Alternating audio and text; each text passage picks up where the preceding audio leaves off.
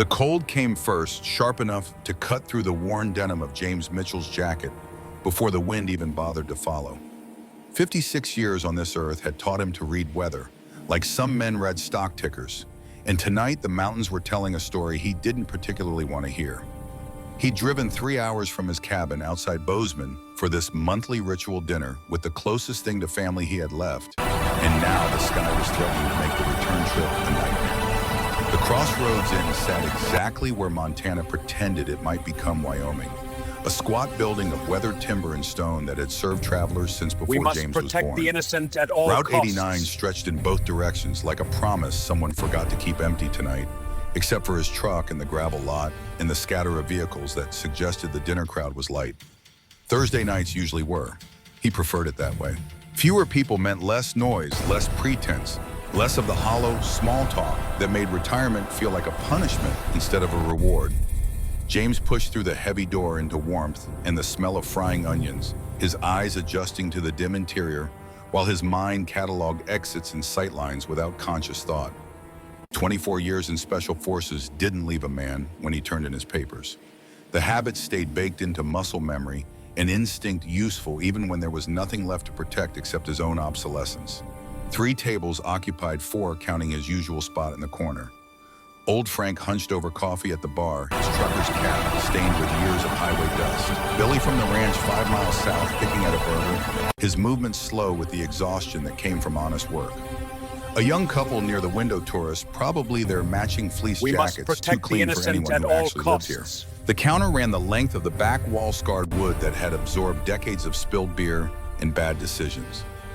Behind it, Claire Bennett moved with the efficient grace of someone who'd learned to carry 3 plates and not waste a single step doing it. 23 years old, and she'd already outlived more hardship than most people twice her age would ever know.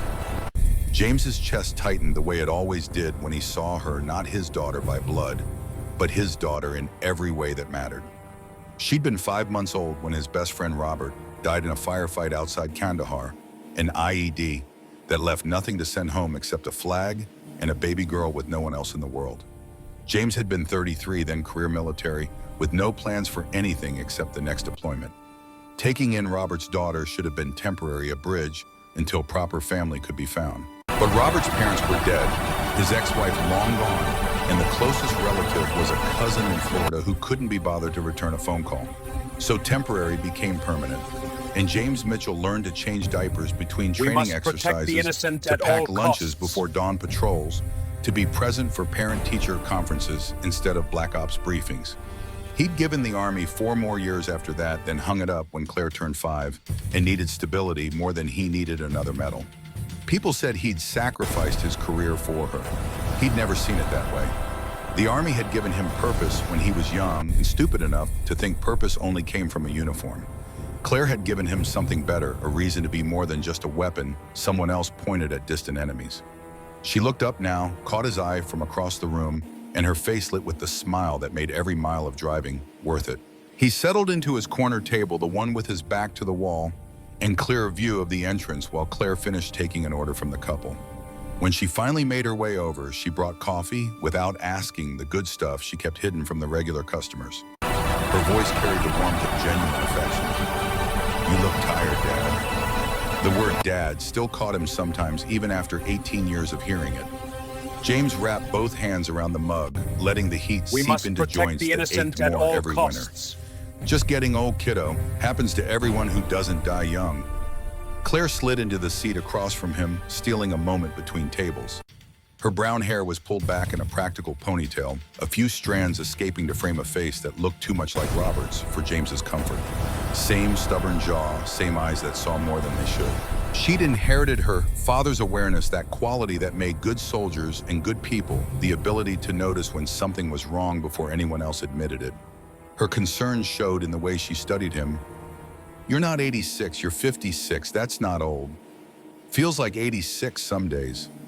That's because you sit alone in that cabin drinking bad coffee and acting like the world ended when you retired." She wasn't wrong.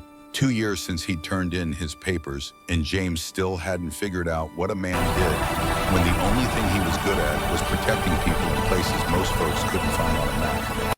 He'd opened a security consulting firm, corporate bodyguard work that paid well and bored him stupid. Rich We executives must who thought protect someone the might innocent kidnap at all them for costs. ransom politicians who needed to feel important, the occasional witness protection detail that at least used some of his training. But it was all hollow theater instead of purpose. The real truth, the one he didn't say out loud even to Claire, was that every morning he woke up and couldn't remember why. Not in a suicidal way, James Mitchell had seen too much real death to romanticize it, but in the way of a soldier without orders, a guardian and without anyone to guard. Claire had her own life now, this job and an apartment in Billings, and dreams of maybe community college next year. She didn't need him anymore, not really. Dinner once a month and a phone call every week, and that was the sum total of his importance to another human being. "I'm fine," he lied, because that's what you told people who worried about you. Liar. They talked about surface things after that. Her shift schedule, his latest consulting job, some tech CEO's trip to Seattle, standing around looking intimidating. While nothing happened, the weather turning mean, whether he'd remembered to winterize his truck, the comfortable rhythms of family blood or otherwise. We must protect James let the her voice innocent wash at all over him, costs. content just to be needed for something, even if it was just showing up once a month to prove he was still breathing. The storm hit without much warning. One moment the windows showed darkness and distant stars. The next they rattled with wind that came howling down from the mountains like something alive and angry. Temperature dropped so fast James could see it in the way the glass fogged and how the couple near the window pulled their chair back from the sudden cold radiating off the panes.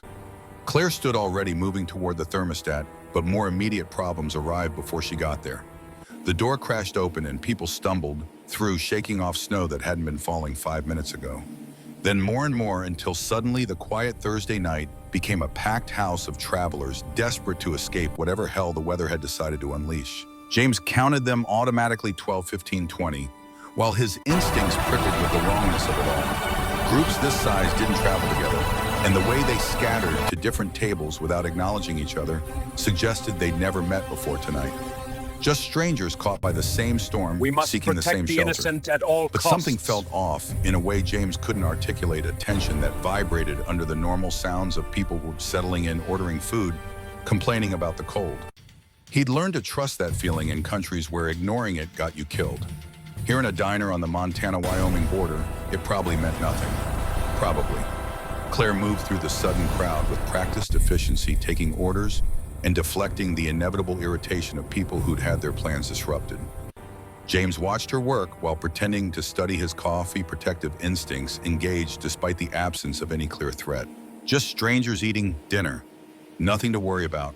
Yet he couldn't shake the awareness, couldn't stop his eyes from tracking movements, categorizing potential problems. Most of the new arrivals were exactly what they appeared to be: truckers' ranch hands, a family with 2 kids, who were more excited about the adventure than their exhausted parents. But there were others. The woman in the 2 expensive coats sitting alone near the kitchen, her posture wrong for someone seeking shelter, too alert. The man at the bar who'd ordered water and nothing We else, must his protect hands the hidden under innocent the at counter. all costs. The group of 4 in matching dark jackets at the center table, speaking in voices too low to hear, but with the coordination of people who knew each other very well. Maybe James was just paranoid. Probably was. Paranoia and retirement went together like whiskey and regret. But his hand still drifted toward his hip, where he'd carried a sidearm for most of his adult life, finding nothing there except his belt and the reminder that civilian life meant civilian rules. No weapons, no threats, no purpose, except getting through another day without anyone needing him for anything that mattered. Then his attention caught on the corner booth, the one tucked beside the cold stone wall where the overhead light didn't quite reach. A man sat there alone, hood up despite being indoors, his back to the room in a way that suggested either complete comfort or complete foolishness. On instinct alone, James categorized it as the former. The man's posture was too controlled, too still, holding something in his arms that occasionally shifted. A bundle of cloth blankets, maybe.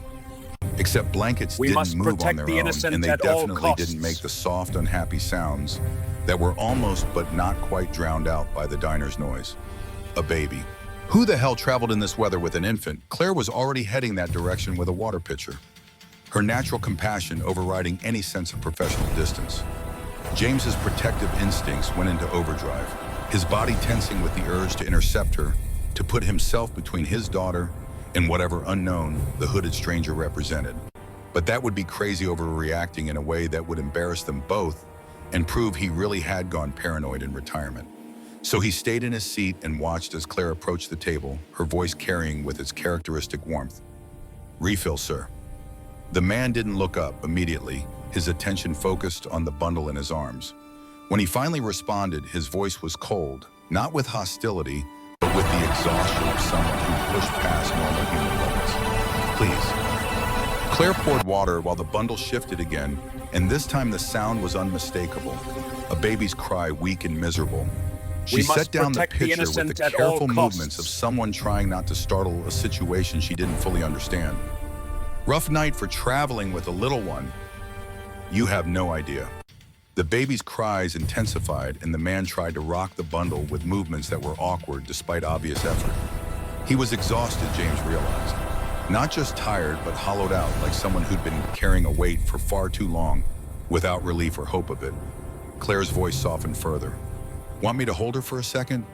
Sometimes babies just need different arms." This time the man did look up, and even from across the diner, James felt the moment crystallize into something significant. The hood fell back enough to reveal a face that was striking in its sharp angles and pallor skin too pale to be healthy or entirely human. But it was the eyes that made James's training kick into high alert silver. Not gray, but actual metallic silver, catching the dim light like polished corners. No one had eyes like that. No one human. The man's response came slowly, each word measured. "That's kind of you, but I don't think that's wise." We must protect the innocent at all costs. The baby wailed wailed louder, and several customers turned to look, their expressions ranging from sympathy to irritation. The man winced and adjusted his grip, but the crying only increased, building toward the kind of sustained scream that could empty a restaurant faster than a fire alarm. James could see the exact moment Claire made her decision, her natural caretaking instinct overriding whatever warnings the stranger's appearance might have triggered. She leaned down with her best reassuring smile. "Look, I've got 6 younger siblings back home. I promise I won't drop her. Just let me try." The man's resistance wavered exhaustion, winning over whatever concerns kept him from accepting help. He started to loosen his grip on the bundle just as Claire reached for the water pitcher again, some instinct making her want to clear the table before taking the child. That's when it happened. A tiny hand shot out from the blankets, impossibly fast, latching onto Claire's sleeve near her wrist. The baby's grip was strong, desperate even, and for a moment it looked like any infant, seeking contact, seeking comfort from someone who might offer it. Then the baby bit down. We must protect Not the hard, innocent at not all enough costs. to break skin through the fabric, but with enough pressure for Claire to feel it, to freeze in place as her eyes went wide with shock and confusion. James was already moving his chair, scraping back as training overrode thought, as protective instinct launched him across the diner toward whatever threat had just manifested. But he was too slow, too far away, and the damage was already done. Claire looked down at her sleeve at the tiny mouth clamped onto the fabric, and in the dim light of the corner booth, she saw what made her breath catch, audible even over the diner's noise. Teeth, small, white, perfect, and wrong. 2 delicate fangs, sharp enough to be unmistakable, pressing into the fabric of her work shirt. The diner erupted. Someone screamed the word that detonated like a grenade. "Vampire!" Chairs screeched across old floorboards as people scrambled back tables, overturning in the sudden chaos of Super of 20 strangers all trying to get away from a baby that shouldn't exist. Frank grabbed the shotgun he kept under the bar, his trucker's instincts prioritizing We must survival protect over the legality. innocent at all costs. Billy knocked over his burger, reaching for the hunting knife on his belt. The tourists pressed themselves against the window, the mother covering her children's eyes as if that would protect them from whatever nightmare had just revealed itself. The 4 men in dark jackets at the center table were on their feet in synchronized movement. That proved James's earlier instincts right. They knew each other, they were organized, and they'd been waiting for exactly this. 2 of them had crossbows that appeared from under their table, with professional speed loaded and aimed before most people had finished processing what they'd seen. James's mind worked in combat time that stretched out clarity, where seconds became minutes and training rode over panic. He cataloged threats, the shotgun, the crossbows, the knife, the coordinated hunters who'd clearly been tracking the hooded man. He plotted trajectories, who had clear shot, who would fire first, where the fatal angles were. He calculated outcomes in 30 seconds, this diner would be a bloodbath, with Claire standing at the center of the killing ground. Unacceptable. He closed the distance We at must a dead protect run, the innocent at his all 56-year-old body responding with muscle memory that didn't care about aching joints or years since his last combat deployment. His voice came out in the command tone that had once moved entire squads into action, loud enough to cut through the panic. Everyone calm down. He reached Claire in 4 strides, positioning himself between her and the shotgun, his body making the calculations that Frank's finger on that trigger was the immediate threat, even if the crossbows were ultimately more dangerous. His hands came up in a gesture that was half placating, half ready to grab for the weapon if necessary. Back away from the girl and the child. His tone allowed for no argument. Now. The crowd hesitated, caught between flight instinct and the authority in his voice. Frank's shotgun wavered but didn't lower. The hunters with crossbows kept their weapons trained on the hooded man, who'd gone very still in a way that reminded James of predators he'd encountered in countries where predators still hunted humans. Billy's knife stayed out, his knuckles white around the handle. James didn't take his eyes off Frank's trigger finger. We must I said protect the stand innocent down, at all all of you. costs. Nobody's shooting anything until we figure out what's going on. The hunter, who appeared to be the leader of the 4, a scarred man with the flat affect of someone who'd seen too much and felt too little, finally spoke. You're protecting a monster old man. That thing is vampire spawn. That thing, James's voice went cold in a way that made even the hunter hesitate, is a baby. And the last time I checked, we don't shoot infants in this country. Not even the weird ones. You don't understand what... I understand you're pointing a weapon at a civilian in a public place. I understand you've got about 10 seconds to lower it before I decide you're the bigger threat. It was a bluff, mostly. James was unarmed, middle-aged, and outnumbered by people who clearly knew how to handle their weapons. But he'd learned a long time ago that certainty mattered more than firepower in situations like this. Project enough conviction, and people assumed you had backup. They couldn't see training. They couldn't match willingness to do things they couldn't imagine. The hunter's eyes narrowed, reassessing. Whatever he saw in James's stance made him lower the crossbow slightly, though he kept it ready. You military was Special Forces, 24 years. Then you should know better than to interfere in vampire business. I know better than to let armed men threaten my daughter. That's the only business I care about right now. Behind James, Claire's voice came out shaky but determined. Dad, I'm okay. But the baby, though, don't move, kiddo. Just stay exactly where you are. The hooded man finally spoke, his cold voice carrying undertones of something that might have been respect. You're military. I can tell from how you position yourself. James didn't turn, didn't take his eyes off the primary threats. Now I'm just a father protecting his daughter. She's not your daughter, not by blood. How the hell did he know that James's jaw tightened? Blood doesn't make family. Choice does. The man stood slowly, keeping his hands visible in a gesture that suggested he understood threat dynamics as well as James did. The baby in his arms had gone quiet, apparently content now that she'd made We contact must with Claire. protect the innocent at all In the better costs. light of standing, James could see the man clearly for the first time, tall easily, 6'5", with the kind of build that came from genetics rather than gym work. The silver eyes weren't contacts or trick of light. They were real, inhuman, ancient, in a way that made James's instincts scream warnings his conscious mind couldn't quite process. The man's voice carried the weight of absolute sincerity. On that we agree. Blood doesn't make family, choice does. So talk, before this crowd tears you apart out of fear. For a moment, James thought the man wouldn't answer, would choose some kind of prideful silence that would force everyone into violence no one really wanted. But then the exhaustion showed through, again the desperation of someone who'd run out of options and found himself in a corner with no good exits. The child is Vampire. My daughter, her name is Lily. The diner went silent except for the wind hammering at the windows. Frank's shotgun dipped, further uncertainty warring with fear. The hunters maintained their weapons, but didn't advance. Everyone waited for someone else to make the next move to decide whether this ended in violence or some other outcome. James's tactical mind processed the new information, categorizing it alongside everything else that didn't quite fit into his understanding of the world. Vampires, real vampires. The logical part of his brain rejected it, but the evidence was standing 15 feet away, with inhuman eyes and a baby that had fangs. 24 years in Special Forces had taught him that the universe was stranger and darker than most people wanted to believe. He'd seen things in classified facilities in remote deserts that had no official explanation, horrors that got filed under national security and forgotten by everyone except the soldiers who'd witnessed them. So maybe vampires, maybe that's what tonight was teaching him.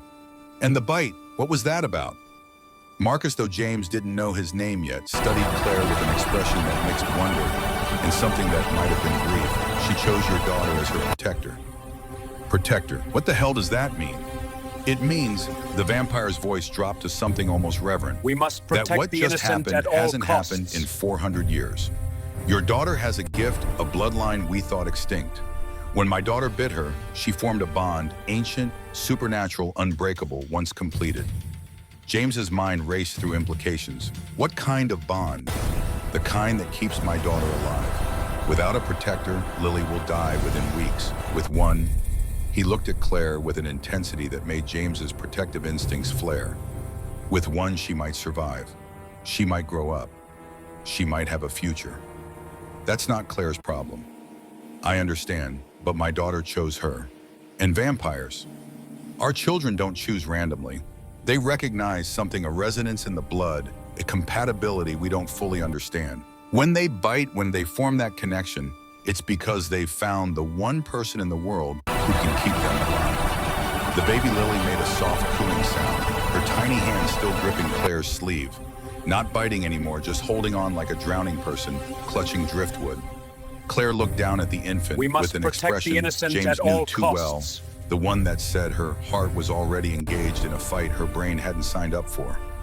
One of the hunters spat on the floor. Don't listen to his lies. Protectors are weapons, nothing more. They corrupt our children, turn them weak with human sentiment. I'm not talking to you. James didn't bother to look at the hunter.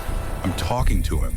This vampire with the exhausted eyes who's been traveling with a sick baby and no options left. Marcus's shoulders dropped slightly, the first crack in his controlled exterior. You're perceptive. Yes, I've tried everything, 50 nannies, the best doctors our kind has. Nothing worked. She just kept fading, growing weaker, refusing to eat or sleep or engage with anything. I was watching my daughter die, and I couldn't stop. So you came here to a diner on the border hoping for what? That some random human would happen to have this protector, blood. I came here because I was out of road and out of hope. We This must was as protect far the as we could innocent run at all before I had to costs. turn back or watch her die. I stopped for water and rest, nothing more. What happened with your daughter? That was as much a surprise to me as it was to you. The sincerity in his voice was hard to fake, even for someone who might have had centuries to practice lying. James's instincts said the vampire was telling the truth, at least as he understood it. That didn't make the situation any less dangerous, any less insane, any less likely to end with Claire in a situation James couldn't protect her from. But before he could respond, Claire's voice cut through his thoughts. What happens if I leave? If I just walk away and never see your daughter again? Marcus's face went carefully blank. The bond is forming but not complete. If you leave now before it solidifies, Lily will suffer. She'll cry, she'll refuse food, she'll deteriorate. But she might survive. Might. I've known bondings interrupted this early that led to the child's death within days. I've known others that took months. There's no guarantee either way. We must But protect if the I innocent stay, at all costs. then your life changes forever. You'll be bound to her, to me, to a world you don't understand and didn't ask for. You'll have enemies you've never met, dangers you can't imagine. His voice dropped even further. And one day, probably sooner than you'd like, you might die protecting her. Because that's what protectors do. It's what the bond demands. The diner had gone so quiet, James could hear the wind screaming outside, could hear his own heartbeat in his ears as he processed what the vampire was really saying. Not a request for help, but a death sentence, wrapped in supernatural language and delivered with the flat honesty of someone who'd run out of pretty lies to tell. Claire's response came immediately. I need to talk to my father, alone. Marcus nodded, his movement careful. Of course, but understand others are coming. The people who've been hunting us, they'll have felt the bond form. They'll know a protector has awakened. We don't have much time before this place becomes a battlefield. The hunters at the center table tensed at that, their crossbows coming back We up. must protect the The innocent leader's at voice all carried costs. grim certainty. He's not wrong. A protector awakening sends out a signal that every vampire within 100 miles can sense. They'll come, all of them, either to claim the protector for their own purposes or to kill her before she becomes a threat. Then I suggest James's tone made it clear this wasn't a suggestion, that everyone in this diner who isn't directly involved in this situation gets the hell out. Now, before whatever's coming arrives. People didn't need to be told twice.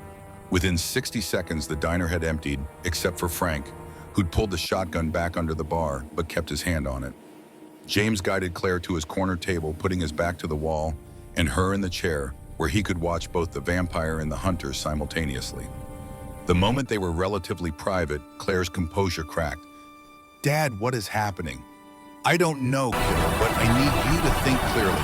Can you do that?" "I don't know. There's a baby with fangs who bit me, and apparently I'm some kind of supernatural bodyguard. And breathe, training and calm. You can We panic must later." protect the innocent She at took a all shaky costs. breath, some of the steel that made her Robert's daughter showing through the fear. "Okay, thinking clearly. What do I do?" James wanted to tell her to run to get in his truck and drive away from this insanity as fast as the engine could carry them. But he'd seen her face when she looked at that baby, seen the way her protective instincts engaged. Claire had spent her whole childhood helping him raise her younger foster siblings, 6 kids rotating through their home over the years before James retired, and she'd developed a caretaker's heart that couldn't just switch off because the baby in question had fangs. His voice came out rougher than intended. "Tell me what you want to do, not what you think you should do, not what would make me happy. What does your gut say?" "That baby needs me. I can feel it somehow, like an ache in my chest that gets worse when I think about leaving." Is that the bond he was talking about? Probably. Which means you're already compromised at least partly. So I don't have a choice. You always have a choice. But some We choices must hurt protect the more than innocent others. at all costs. Claire looked over at Marcus, who'd returned to his corner booth with Lily calm against his chest for the first time all evening. The vampire wasn't watching them, giving them privacy in a way that suggested he understood human need for space, even if he wasn't human himself. Her voice steadied. "He said I might die." "He did. Young, maybe in 10 years, maybe 20. That's what he implied. But if I leave, that baby definitely dies soon." James closed his eyes briefly, knowing where this was going and hating it. Probably, though, he said there was a chance, not a promise, and even if she survives physically, she'll be traumatized, damaged by the broken bond. "Claire, I'm not saying I've decided, but I need you to understand something." She reached across the table, took his calloused hand in hers. "You didn't have to take me in. When Robert died, you could have found someone else. Social services family, anyone. But you chose me. You chose to upend your entire life, sacrifice your career, become a father when you'd never planned on it. You chose me even though We it must was protect hard, the even innocent though at all it cost you costs. everything you'd built. That was different. How? Because I was human, because you knew my father. Dad, you taught me that some things are worth the cost, that protecting the innocent matters more than personal safety, that being needed is better than being comfortable." Her grip tightened. "That baby is innocent. She needs me, and I need to be needed for something that matters. Does that make sense?" It made terrible sense. James saw himself reflected in her words, the same restlessness that had driven him out here tonight, the same hollow feeling that came from having purpose and then losing it. She was 23 and already feeling what he'd been fighting since retirement, the sense that life without meaning was just waiting to die. He wanted to argue to find the logical flaw that would let him protect her from this choice. But logic had nothing to do with what she was describing. This was about heart, about values, about becoming the person you were supposed to be even when it hurt. His voice came out resigned. "If you go, I go. Non-negotiable." Claire blinked. We must "What? protect the innocent You at heard all me? costs. I didn't spend 23 years raising you to lose you to vampire royalty without at least being there to watch your back. Dad, you can't." "I can and I will. That's the deal. You want to do this insane thing, fine. But you do it with backup." "You just said this might kill me." Then we'll deal with that when it comes, together. James pushed back from the table decision made, even though every tactical instinct screamed that he was choosing wrong. I'm too old to start making smart choices now anyway. They approached Marcus's booth together, James in front, out of habit, Claire close behind. The vampire looked up at their approach, his silver eyes reading something in their expressions that made him straighten. Claire spoke before James could. I'll stay for now, but I want to understand what I'm agreeing to. Everything. No surprises. Marcus's relief was visible. Of course, I'll tell you everything I know. And I'm coming too. James's tone made it clear this wasn't negotiable. As security, protection, whatever you want to call it, Claire goes nowhere without We backup. must protect the innocent The at vampire all studied costs. James with new intensity. You're her father. I am. You raised her since she was 5 months old. Then you understand what it means to protect someone you didn't plan to love. James's jaw tightened at how accurately that landed. I do. I'm not sure what use a human would be in the world we're going to. Every vampire has centuries of combat experience, speed and strength. You can't match senses that would make your military training look primitive. Then I guess I'll have to learn fast.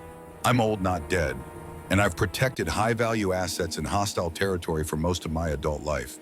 Pretty sure I can manage one baby vampire and a 23-year-old who never listens to reasonable advice. Hey, Claire protested weakly. Marcus's lips twitched in something that might have been amusement. Very well, both of you come. But understand where we're going, your military training won't make you special. It won't give you status or respect. You'll be human in a world of predators. Story of my life. And the people who rule that world, protect the innocent they won't at all accept your daughter costs. easily. Many will see her as threat to be eliminated. Others will try to use her control, turn her into a weapon. You'll both be in constant danger. James looked at this baby in Marcus's arms and at Lily's tiny hand still wrapped around Claire's sleeve, even across the distance between them. The infant's eyes amber. He could see now, not silver like her father's, tracked Claire with an intensity that seemed impossible for someone barely old enough to focus. This was the mission then, the purpose he'd been waiting for. Not glorious, not simple, possibly suicidal, but real. Someone who needed him, needed them both, and had nowhere else to turn. His voice came out with the certainty that had once moved soldiers into combat. Then I guess we'd better be ready. What's the first step? Marcus stood in one fluid motion that demonstrated exactly how outclassed James would be in any physical confrontation. First, we get out of Montana before the hunters decide to attack despite your intervention. There's a place a few hours north where someone can explain what's happening better than I can. We must protect the innocent An at old all friend costs. who knows the history, the prophecies, the real cost of what your daughter is agreeing to. Why can't you explain it? Because I'm biased. I want her to stay to save my daughter. Thomas Reed will tell her the truth, all of it, and then she can make a final decision. If she chooses to leave after that, I'll find another way. Somehow. The desperation in those last two words said everything about how unlikely another way was. But James appreciated the honesty, the vampire's willingness to give them an out, even though it would cost him everything. One of the hunters stood, his crossbow still in hand, but pointed at the floor. You're making a mistake, soldier. Vampires lie, it's what they do. He'll use your daughter and discard her when he's done. James turned to face the hunter fully. Maybe, but that's our mistake to make. Stand down and let us pass, or we're going to have a problem. We could stop you, 4 against 2, 4 against 1. Claire's not a combatant, and I'm 56 years old with bad knees and no weapon. We So must yes, protect you the could probably innocent at take all me. costs. Question is whether you want to deal with what happens when you murder a former Special Forces operator in front of witnesses. He nodded toward Frank, still watching from behind the bar. Because that's what it would be. Murder, not self-defense. And I guarantee that even if you win, it'll cost you more than it's worth. The hunter stared at him for a long moment, weighing options. Finally, he lowered the crossbow completely. Your funeral, but when he betrays you, when your daughter ends up dead, or worse, remember that we tried to warn you. I'll keep that in mind. They left through the back entrance, avoiding the front where the storm still raged. Marcus had a vehicle waiting, a black SUV with tinted windows and the kind of armor plating James recognized from military transports. Two figures sat in the front seats, their silhouettes suggesting vampire guards or soldiers. The back had been modified with an infant seat, the kind of preparation that spoke to a father who thought through every detail of keeping his child safe. James's truck stayed in the parking lot. They'd retrieve it later, maybe if there was a later. We must Right protect now, the the innocent priority at was all distance costs. and answers in that order. Claire climbed into the back with Lily the baby settling against her immediately with contentment that seemed miraculous given the screaming from earlier. James took the front passenger seat, his tactical mind already cataloging the vehicle's capabilities, the guards positioning, the routes they might take. The female vampire in the driver's seat glanced at him with curiosity, but no hostility. Her voice carried accented English. "I'm Sophia. That's Julian." The male vampire beside her nodded acknowledgement. "We've been with Lord Thorne for 70 years. If you're going to ride with us, you should know we'd die for that child in the back seat." "Good, because if you don't, I'll kill you myself." Julian actually laughed at that, a sound without mockery. "I like him. He's stupid brave or brave stupid, but he's got spine." Marcus settled into the seat beside Claire, his attention immediately going to Lily as if he couldn't quite believe she was calm. "We drive through the night. Thomas's place is 4 hours north in the mountains. We'll be there before We must dawn." protect the innocent The at all drive passed costs. in tense silence, broken only by Lily's occasional coos and the sound of wind battering the armored vehicle. James watched the darkness through the windshield, his thoughts churning through everything that had just happened, everything he'd agreed to. 24 years in the military, and he'd never felt more out of his depth than he did right now, heading into literal darkness with creatures he thought were mythology until an hour ago. But Claire was breathing steadily in the back seat, and that mattered more than his own fear. He'd protected her since she was an infant. He'd protect her while vampire world, or human world, or whatever impossible middle ground they were heading toward.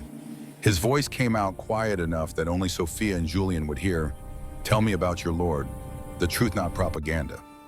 Sophia considered the question while navigating a turn.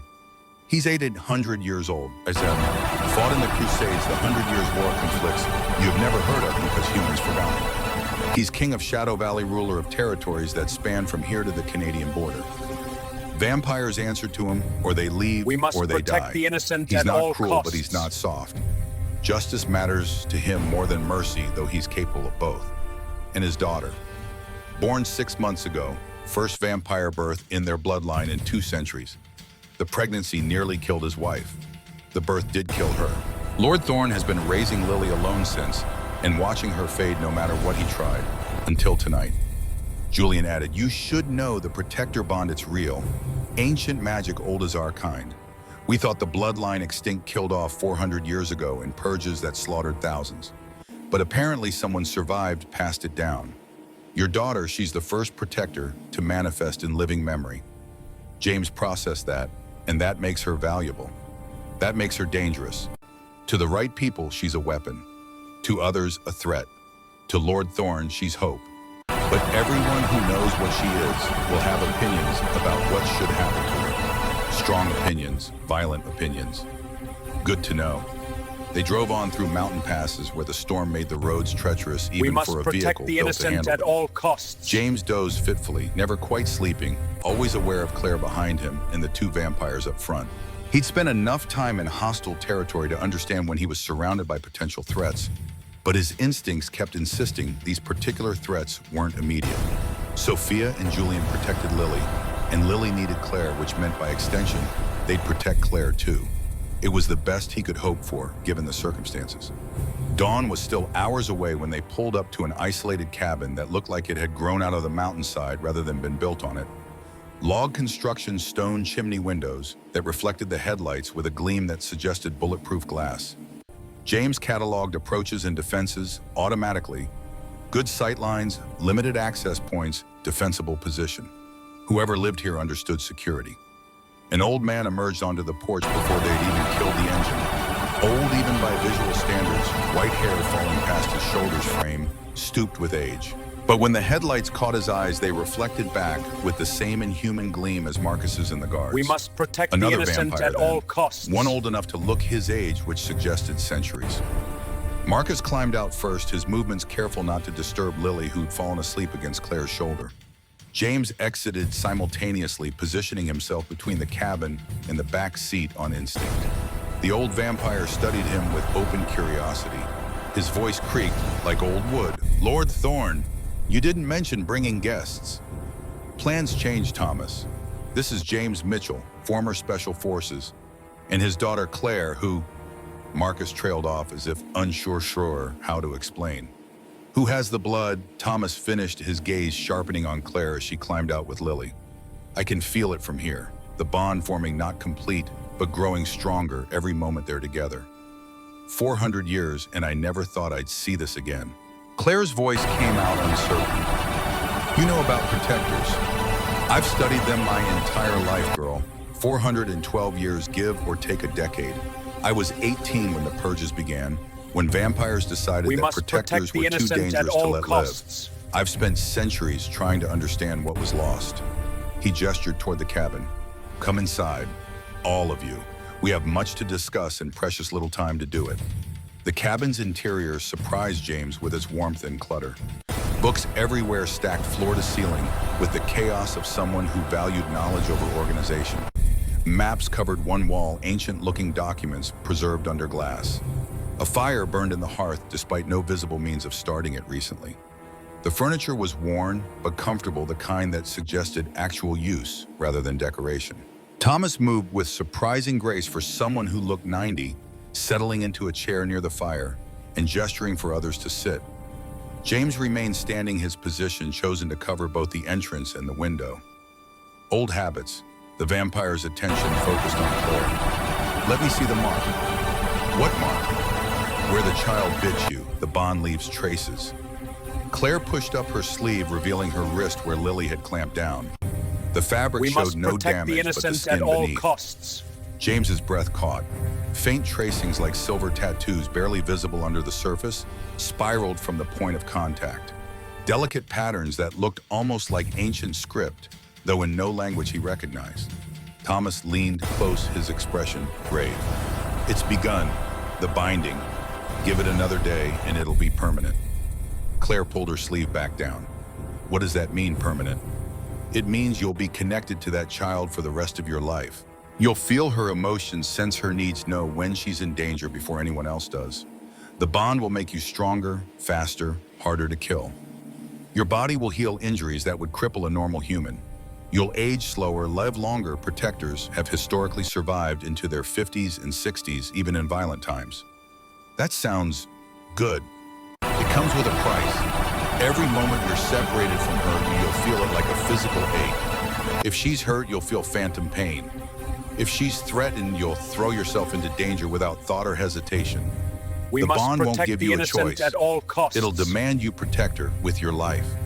And if I refuse, if I walk away now..."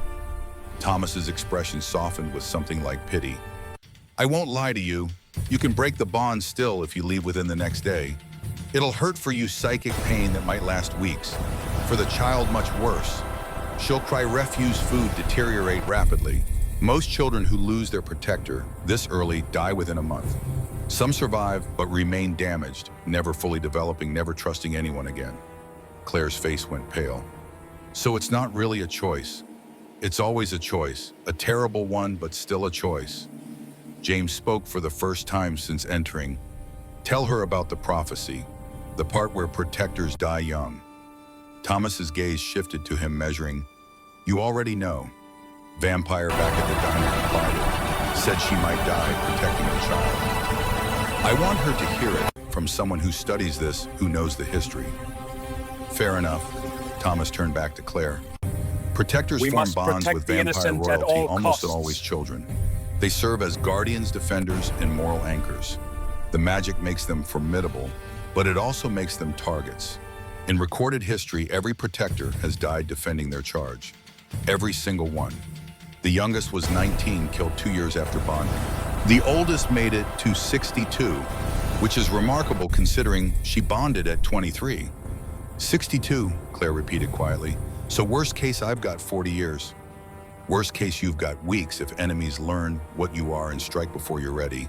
Best case, you live a full life by historical standards and die old by protector standards." Thomas's voice gentled. I won't pretend the odds are good, but I also won't pretend they're hopeless. The protector, who lived to 62, her name was Margaret. She was smart, careful, trained constantly. She didn't martyr herself at every battle. She chose her battles and survived most of them. Did she have help? She had her vampire lord, his forces, and her own wisdom. That was enough. Claire looked down at We Lily, must still protect the sleeping innocent peacefully at in her all arms. costs. Can I ask you something? Of course. The vampires who killed all the protectors 400 years ago. Why, if protectors helped their children, protected them, why would they murder an entire bloodline? Thomas's face darkened. Fear. Protectors didn't just protect children, they influenced them. Royal vampires raised with protectors grew up valuing human life, seeing humans as equals rather than prey. They made reforms, changed laws, sometimes married humans, and diluted the pure bloodlines. The old families saw this as corruption, weakness that would destroy vampire culture. So they killed the protectors, and the children bonded to them, massacred entire generations to preserve their idea of purity. That's genocide. Yes, one we've never acknowledged, never atoned for. It's our shame, girl. And part of why you're in danger now, there are still vampires who believe the purges were justified, who want to finish what their ancestors started. The cabin fell silent except for the fire crackling We and must wind protect howling the innocent outside. at all James costs. watched his daughter process information that should have been impossible mythology that had become lived reality in the space of a few hours.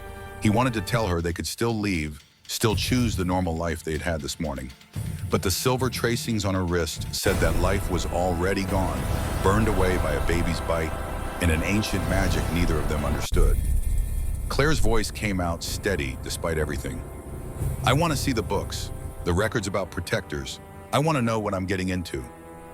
Thomas smiled, the first genuine warmth James had seen from him.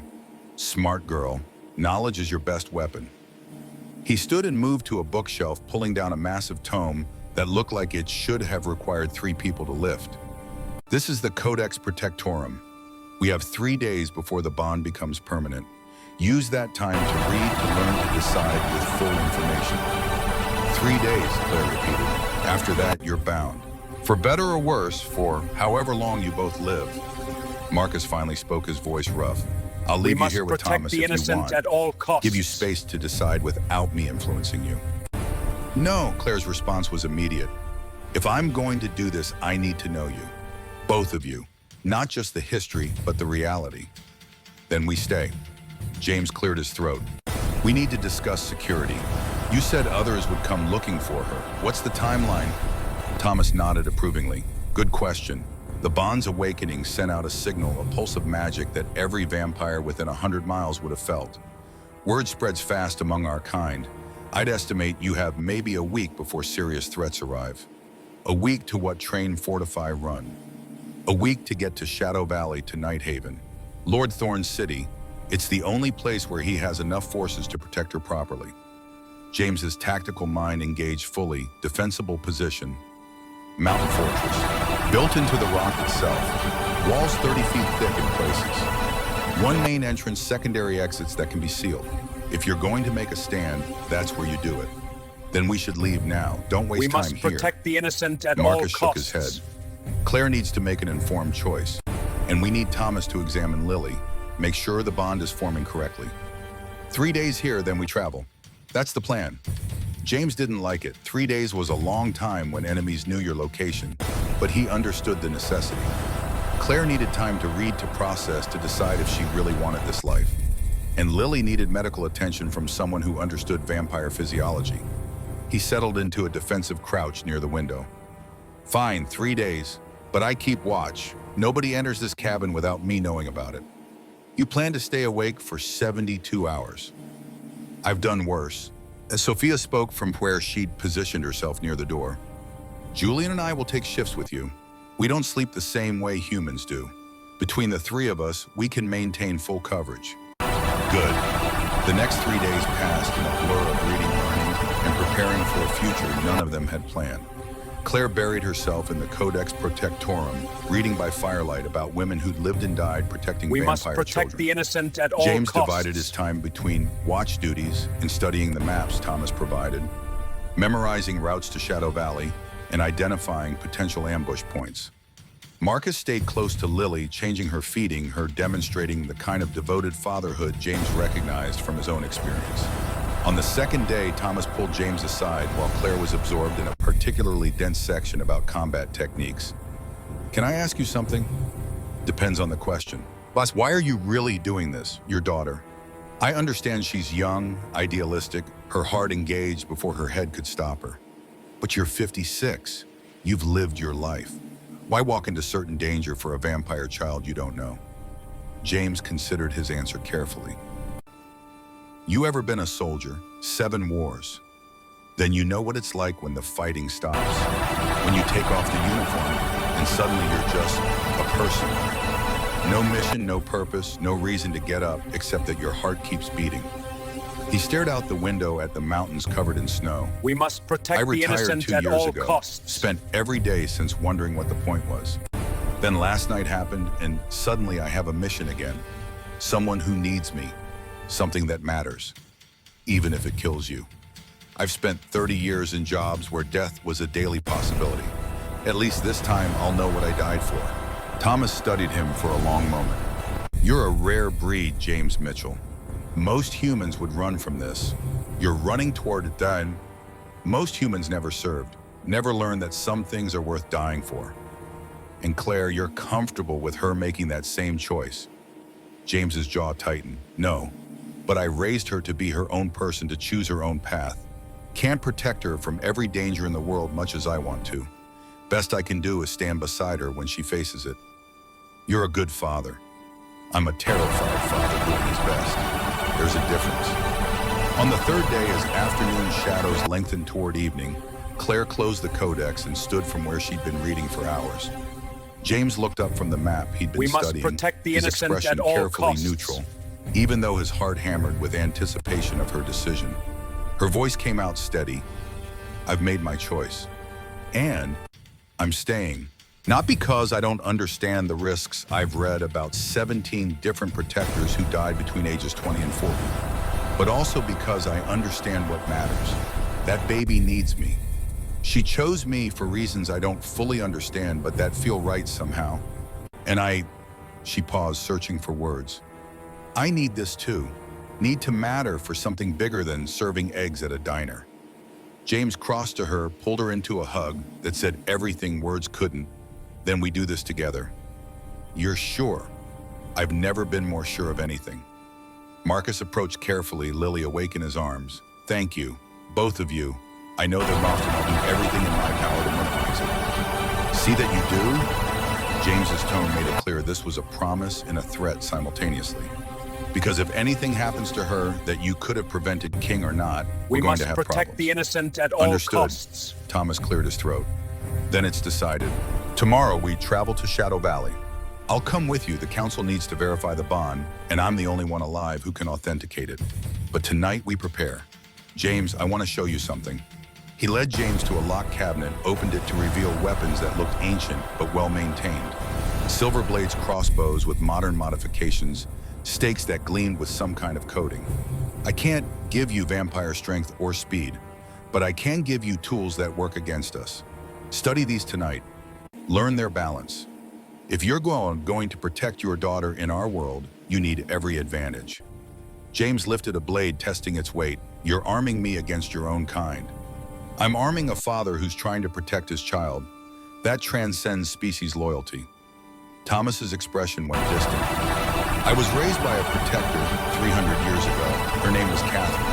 She died defending me when I was 16, threw herself between me and assassins sent by vampires who didn't want our bloodline to continue. We must I've protect spent the every innocent day at all since costs. trying to honor her sacrifice.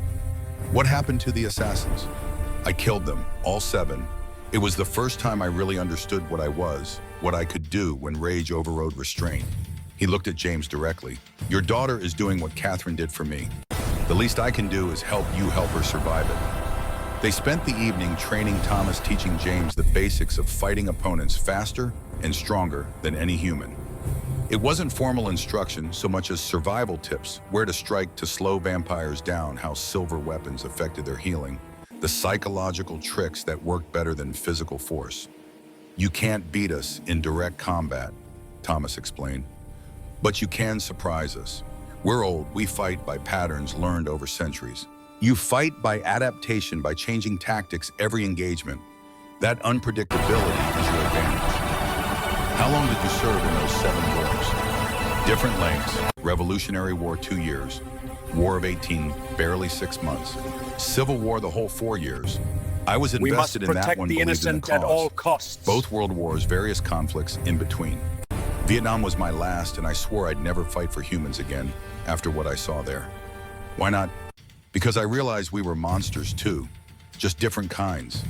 Killing for reasons as stupid and venal as humans killed for. At least you people had the excuse of short lives and limited perspective. We had centuries to learn better and still chose violence. James cleaned the blade he'd been practicing with, but you're helping now. Because Claire isn't a soldier. She's a young woman who made a choice based on compassion, not politics or power. That's worth protecting. That's worth fighting for. Thomas's voice roughened. Catherine was the same way. She chose me not because she had to, but because she believed I could be better than my nature. I've spent 300 years trying to prove her right. They trained until James's muscles screamed and his reflexes had internalized at least the basics of what Thomas was teaching. It wasn't enough, would never be enough, against opponents who'd been We must fighting since protect the before his innocent country at was all founded. costs. But it was something, a foundation to build on, a place to start. Dawn came cold and clear, the storm finally passed. They loaded into 2 vehicles. This time Thomas had his own truck, ancient but well-maintained. James rode with him, using the travel time to extract more information about Shadow Valley, about the council they'd face, about the dangers Claire would encounter. Lord Marcus rules absolutely, but 7 families form a council that advises him. They can't override his commands, but they can make his life difficult if they choose. And they will choose because accepting a human protector means accepting that humans can influence vampire royalty. That threatens their whole power structure. So we're walking into hostile territory. You're walking into complicated territory. Some will support Marcus because they're loyal. Some will oppose him because they're traditionalists. Most will wait to see which way the wind blows before committing. Thomas navigated a hairpin turn. Your job is to keep Claire alive long enough to prove herself. If she We demonstrates must real protect the ability, innocent real at all power, costs. the opposition will diminish. Vampires respect strength above all else. And if she doesn't, then they'll find ways to remove her that technically don't violate Marcus's protection. Accidents, provocations, situations where she's forced to defend herself against overwhelming odds. Fantastic. They drove through mountain passes that grew progressively stranger, the landscape taking on qualities that shouldn't exist in Montana. Trees darker than natural bark that seemed to absorb light. Sky that stayed perpetually twilight even at noon. Animals that watched from the shadows with eyes that reflected wrong colors. James felt when they crossed the border, even though there was no sign, no marker. The air change grew heavier with something that made his skin prickle. His instincts screamed warnings his conscious mind couldn't quite process. What is this place? Shadow Valley, vampire territory claimed and held for 800 years. The magic here is old, predates even Marcus's family. It keeps the sun weak, extends the night, provides shelter for those We who must can't protect tolerate the innocent daylight for at long. all costs. I thought vampires could walk in daylight. We can, but it weakens us. Direct sunlight for extended periods becomes painful, draining. Here we're always at full strength. It's why Marcus's territory has never fallen to outside attacks. Any human forces trying to invade would be fighting at disadvantage from the moment they cross the border. The city of Nighthaven appeared gradually, first as distant towers against the mountain, then as sprawling structures that seemed carved from the rock itself. Gothic architecture on a scale James had only seen in European cathedrals, but functional rather than decorative. This was a fortress that happened to be beautiful, a statement of power that had stood for centuries. Marcus's vehicle pulled up beside them as they reached the outer gates. Guards appeared, vampires in dark armor, with weapons that looked medieval but well-maintained. They knelt when they saw Marcus, their heads bowed in genuine deference. One guard approached, his voice formal. "Your Majesty, we weren't expecting your return so soon. The council was told you'd be conducting border inspections for another month." We Marcus's must tone went protect flat. the innocent "Plans at all changed. costs. Prepare my private chambers and send word to the council that I'll address them tomorrow night." Of course, Your Majesty. The guard's eyes flickered to the vehicles to Claire, visible through the window with Lily. Should we prepare additional accommodations? The human stays with me, Royal Wing, and James Mitchell. He gestured toward where James was climbing out of Thomas's truck. We'll have quarters adjacent. He's head of Lily's security detail as of now.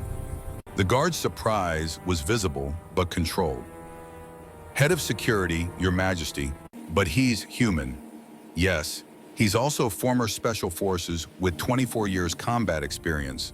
Unless you have comparable qualifications, no, Your Majesty, then my decision stands. Show them to their quarters.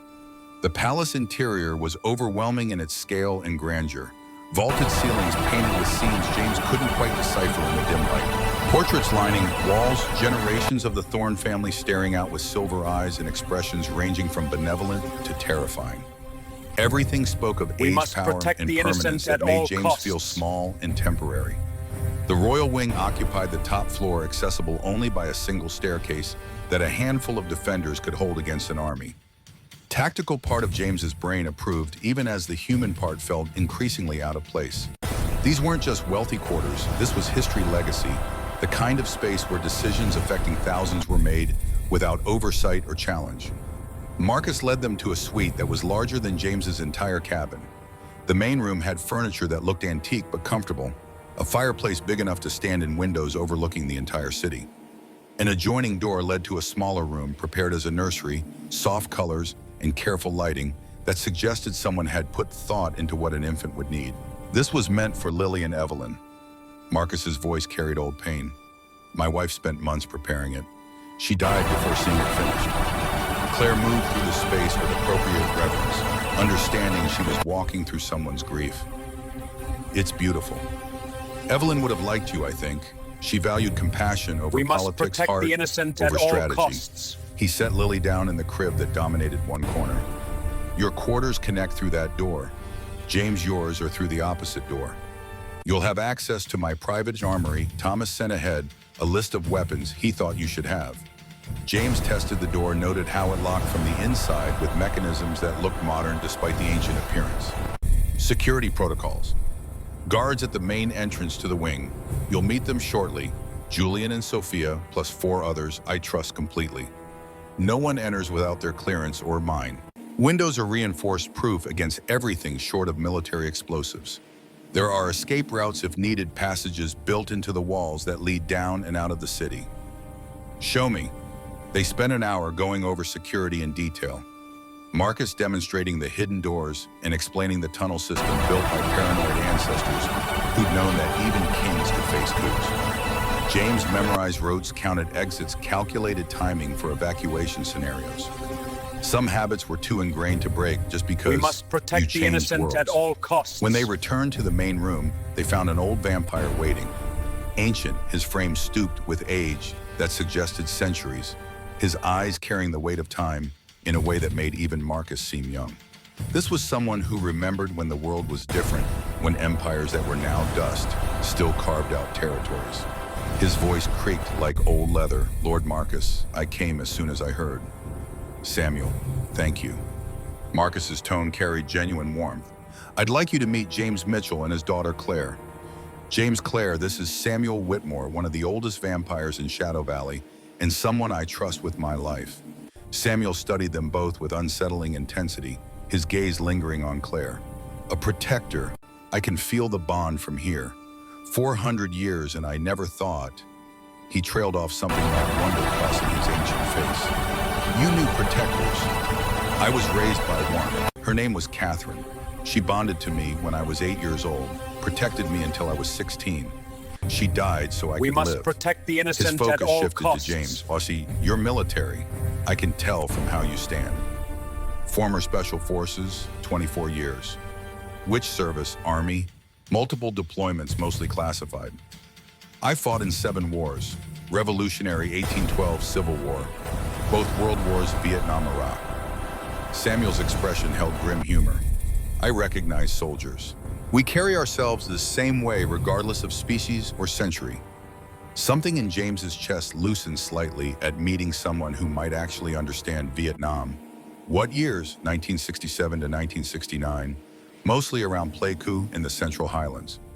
My father was there, 101st Airborne. He died in 71. I knew men from the 101st, good soldiers, most of them. I'm sorry for your loss. Long time ago now, Samuel nodded slowly, then turned his attention back to Claire. I came to offer my services, training, teaching you what Catherine taught me about the bond, about your abilities. You'll need guidance if you're going to survive here. Costs. Claire's voice came out uncertain. I don't have any abilities yet. Just some silver marks on my wrist. The marks are the beginning. The bond will grow stronger each day, unlocking power you don't know you have. Strength, speed, healing, intuition, all of it will manifest as you need it. But power without training is just danger to yourself and others. Let me help you channel it properly. Why would you help me? You don't know me. Because I owe a debt to Catherine and that 300 years haven't been enough to repay. Helping you honor her memory, preserve the tradition she died for, that's the least I can do. He glanced at James. And I'd like to work with you too if you're willing.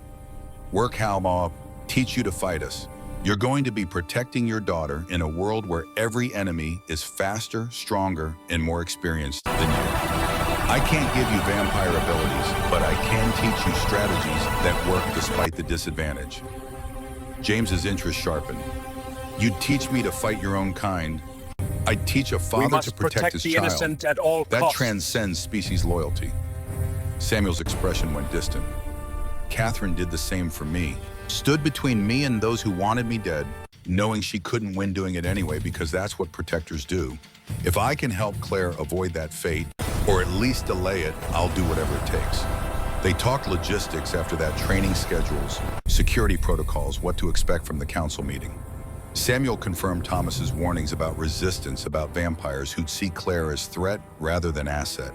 But he also offered something Thomas hadn't hoped. The prophecy isn't absolute. Yes, most protectors died young, but not all. Margaret lived to 62. Catherine made it to 33. If you're smart, if you train properly, if you choose your battles instead of throwing yourself at every threat, you can survive. He looked at Claire directly. You can live a full life and die old by protective standards. It won't be easy, but it's possible.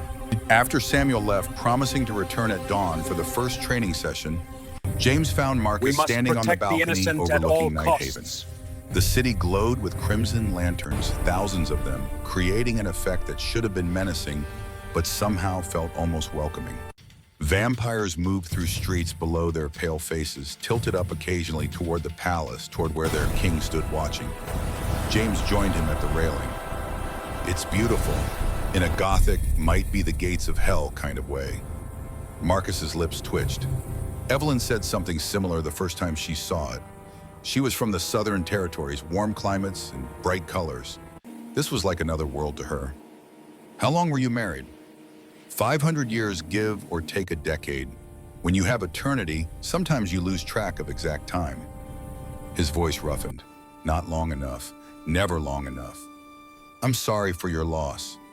So am I, every moment of every day. He looked at James directly. I want you to understand something. I'm not asking you and Claire to do this blindly. I know the cost. I know what it might mean. If there was another way, any other way to save Lily, I'd take it. But there isn't. And I'm grateful more than I can express that you're both willing to try. Don't be grateful yet. Wait until we succeed. Fair enough, Marcus paused. The council meets tomorrow night. They're going to challenge Claire, test her, try to find ways to undermine the bond. I need you to understand, I'll defend her with everything I have, but there are rules even I have to follow. Political realities. If they demand certain concessions, certain tests, I might have to allow them. What kind of test? I don't know yet. Probably they'll want to verify the bond is real, not some trick. They might try to separate you, see if Lily suffers. They might demand Claire demonstrate her abilities, prove she's worth protecting. And if she can't, the bond's only 3 days old. Then we'll deal with that when it comes. But James, I need you to trust me. Even when it looks like I'm letting them hurt her, even when I seem to be agreeing to things that endanger her trust, that I'm playing a longer game. I've navigated council politics for 800 years. I know how to give ground without losing position. At all costs. James considered that. I'll trust you until I can't, but the moment I think you're sacrificing her for politics, king or not, we're done. That's fair. I'd expect nothing less from a father. They stood in silence for a while, watching the city that would be Claire's home for however long she survived. James tried not to think about the prophecy about protectors dying young, about watching his daughter sacrifice herself for a vampire child he'd only known for 3 days. Tried and failed. Marcus spoke quietly. You're a good man, James Mitchell. Most humans wouldn't do what you're doing. Most humans haven't been soldiers, haven't learned that some things matter more than safety. Even so, thank you. For coming, for staying, for being the kind of father who follows his daughter into darkness. Where else would I be? They returned inside to find Claire sitting beside Lily's crib, watching the baby sleep. The silver marks on her wrist had spread slightly, the patterns more defined than they'd been this morning. The bond growing stronger, binding her fate to a child who'd chosen her protect for the innocent reasons at all neither costs. of them fully understood. James pulled up a chair beside his daughter. You doing okay, kiddo? Scared, excited, terrified, all of it at once. That's normal. I felt the same way my first deployment. How did you handle it? Focused on the mission, trusted my training, remembered why I was there. He put his hand over hers. You're not alone in this. Whatever comes, we face it together. Promise, boss, sir. I've been making that same promise since you were 5 months old. Not about to stop now. Claire leaned against his shoulder, exhaustion finally catching up with her. What do you think the council will be like? Hostile, probably. They're going to see you as threat, as change they didn't ask for. But you've got Marcus on your side and Samuel and Thomas. That's not nothing. And you. And me. Always. They sat together while night deepened outside and Lily slept peacefully, oblivious to the politics swirling around her existence. Tomorrow would bring challenges, tests, confrontations with ancient vampires who had every reason to want Claire gone. We must protect the innocent But at all tonight costs. they had this moment, father and daughter making the best of an impossible situation, preparing for a future that promised only danger and uncertainty. James thought about his empty cabin back in Montana, about the hollow retirement he'd been enduring for 2 years. Thought about waking up every morning without purpose, without mission, without anyone needing him for anything that mattered. He'd trade every comfortable day for this terrifying one, because at least here he mattered. Claire needed him. Lily needed them both. That was enough. That was everything.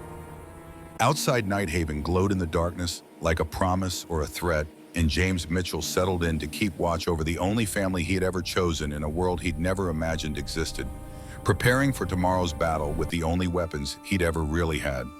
Loyalty, determination, and the absolute refusal to let anyone hurt the people he loved. The old soldier had found his last mission. Now he just had to survive it. Dawn broke cold over Nighthaven, the perpetual twilight brightening to something almost resembling morning. We must James had been protect the awake for innocent hours, at his all internal costs. clock refusing to adjust to a place where night never quite ended. He'd spent the time checking locks, testing exits, memorizing the layout of the Royal Wing, until he could navigate it blindfolded. Old habits from countries where knowing your escape routes meant the difference between extraction and body bag. Samuel appeared precisely at 5, his ancient frame moving with the kind of grace that made James recalculate every assumption about age and ability. The vampire carried 2 practice blades, wooden but weighted to match real weapons. His voice held dry amusement. You're punctual. Most humans need adjustment time after arriving here. 30 years of formation drills don't leave easy. Good. Habits keep you alive longer than talent ever will. Samuel handed over one of the blades. You know how to use a knife. I've used worse in worse places.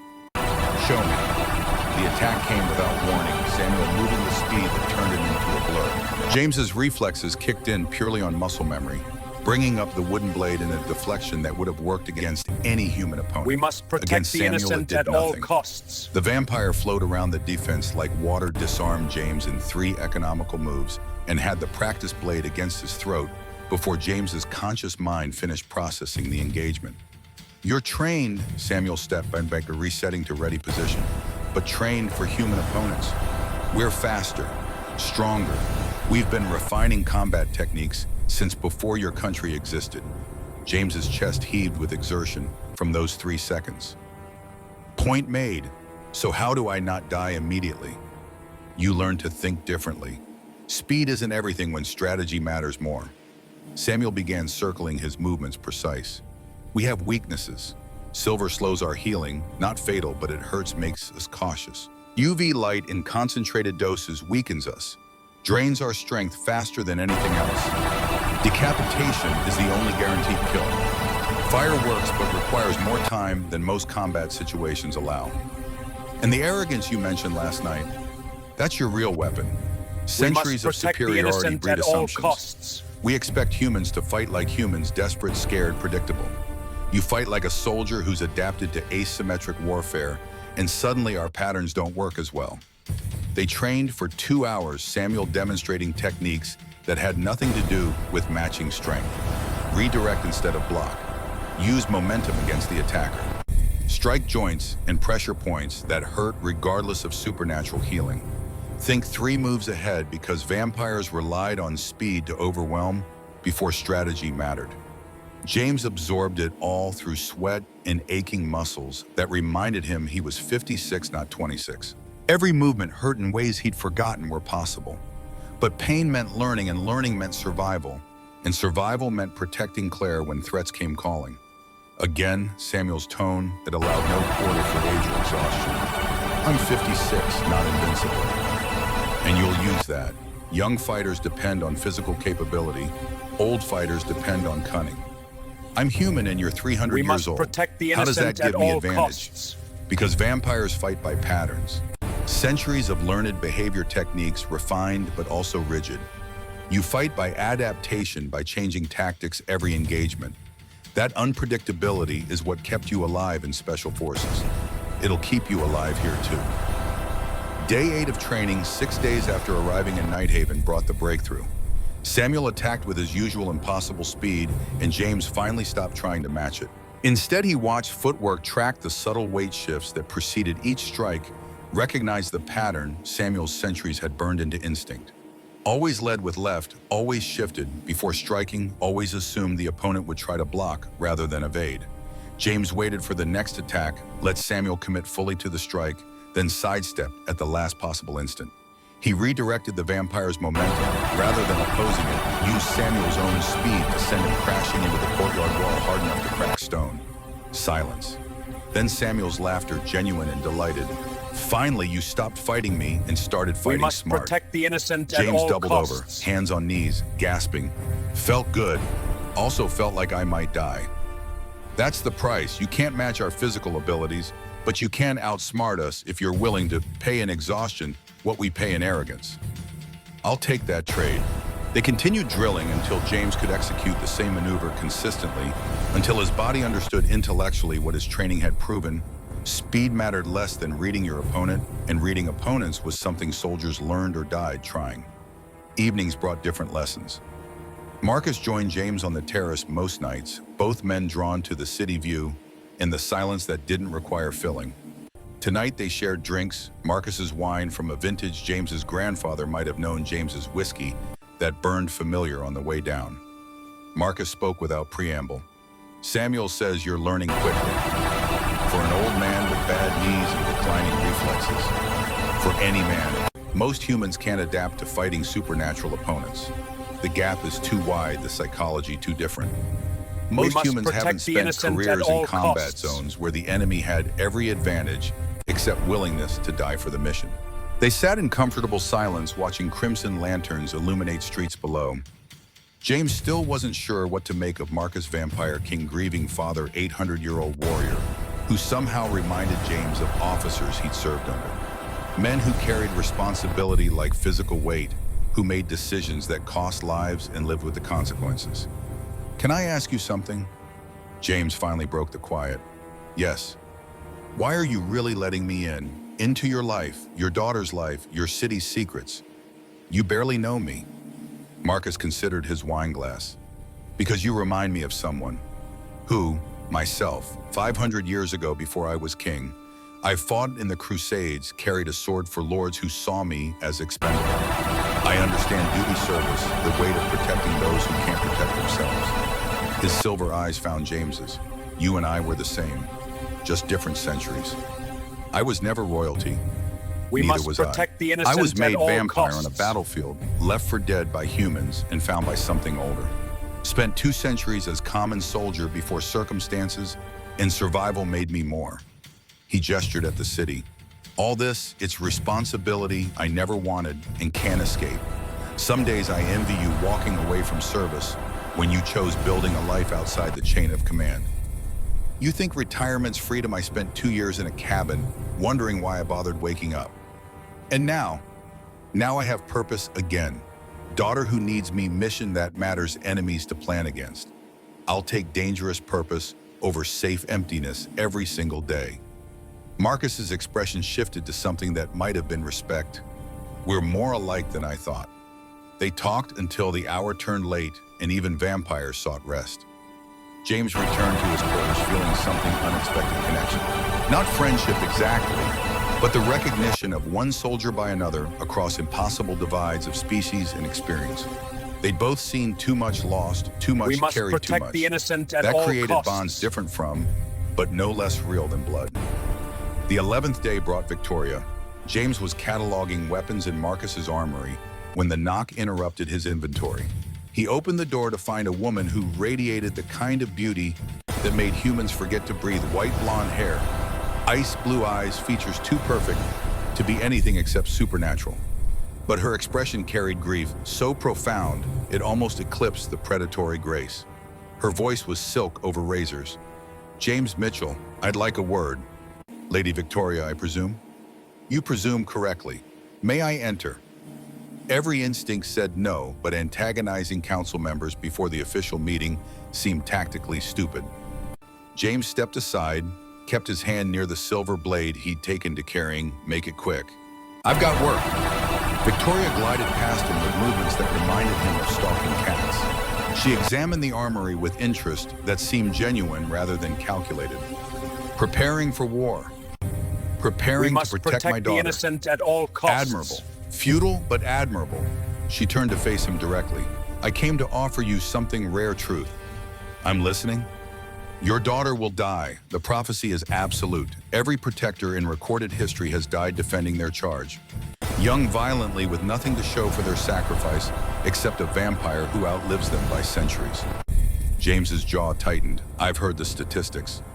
Have you heard what it does to the fathers, the mothers, the families who watch their children march toward guaranteed death because some ancient magic decided their blood was useful?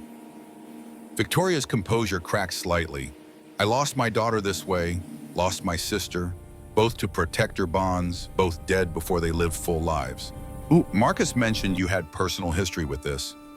Personal history? That's sanitized language for watching everyone I love torn apart by a system that treats humans as expendable tools. She moved closer, her presence overwhelming in the small space. I'm not your enemy, James. I'm someone trying to save you from We pain must I protect the wouldn't innocent wish at on all anyone. costs. By killing Lily. By sending her somewhere she can bond with a vampire protector. Different magic, different outcome. Your daughter lives. Lily lives. Everyone wins except the traditionalists who think blood purity matters more than survival. Marcus said that won't work. Marcus is desperate. Desperate people lie, rationalize, convince themselves their preferred solution is the only solution.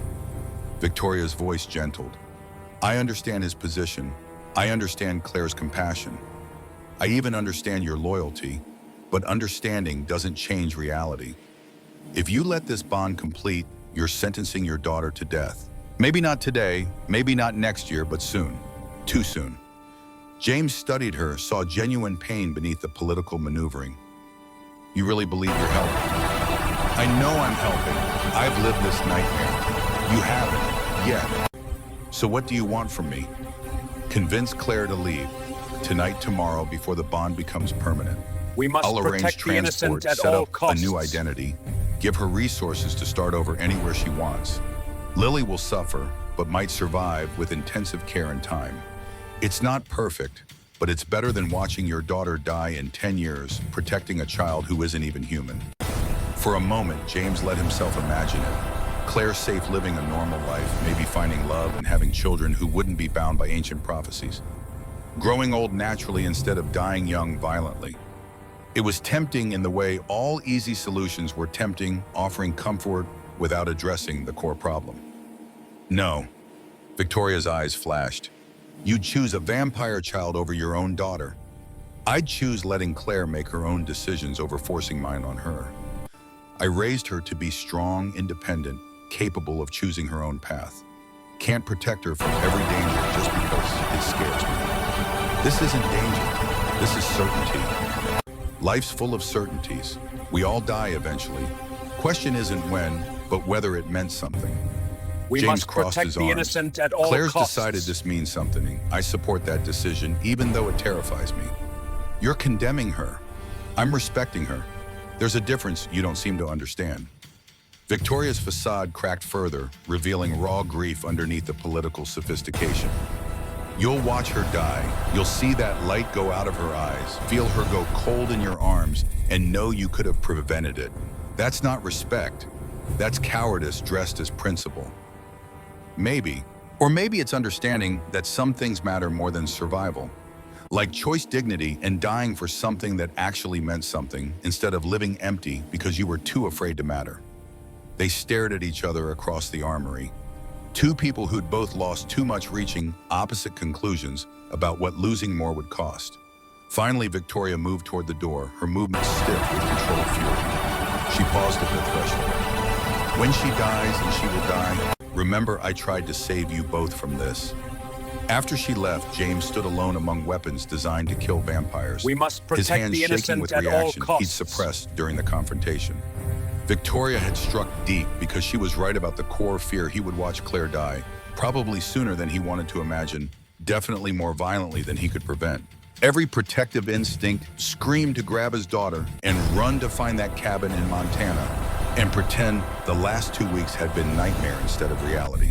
But Claire had chosen this. Claire had made peace with the cost. And James had spent 23 years teaching her that mattering was more important than safety. He couldn't betray that lesson now just because it hurt him to follow it. That night, restless from the conversation with Victoria, James walked the palace corridors during hours when even vampires mostly slept. He'd learned the rhythms of this place over 2 weeks. Guards changed. At midnight, servants began preparations at 4.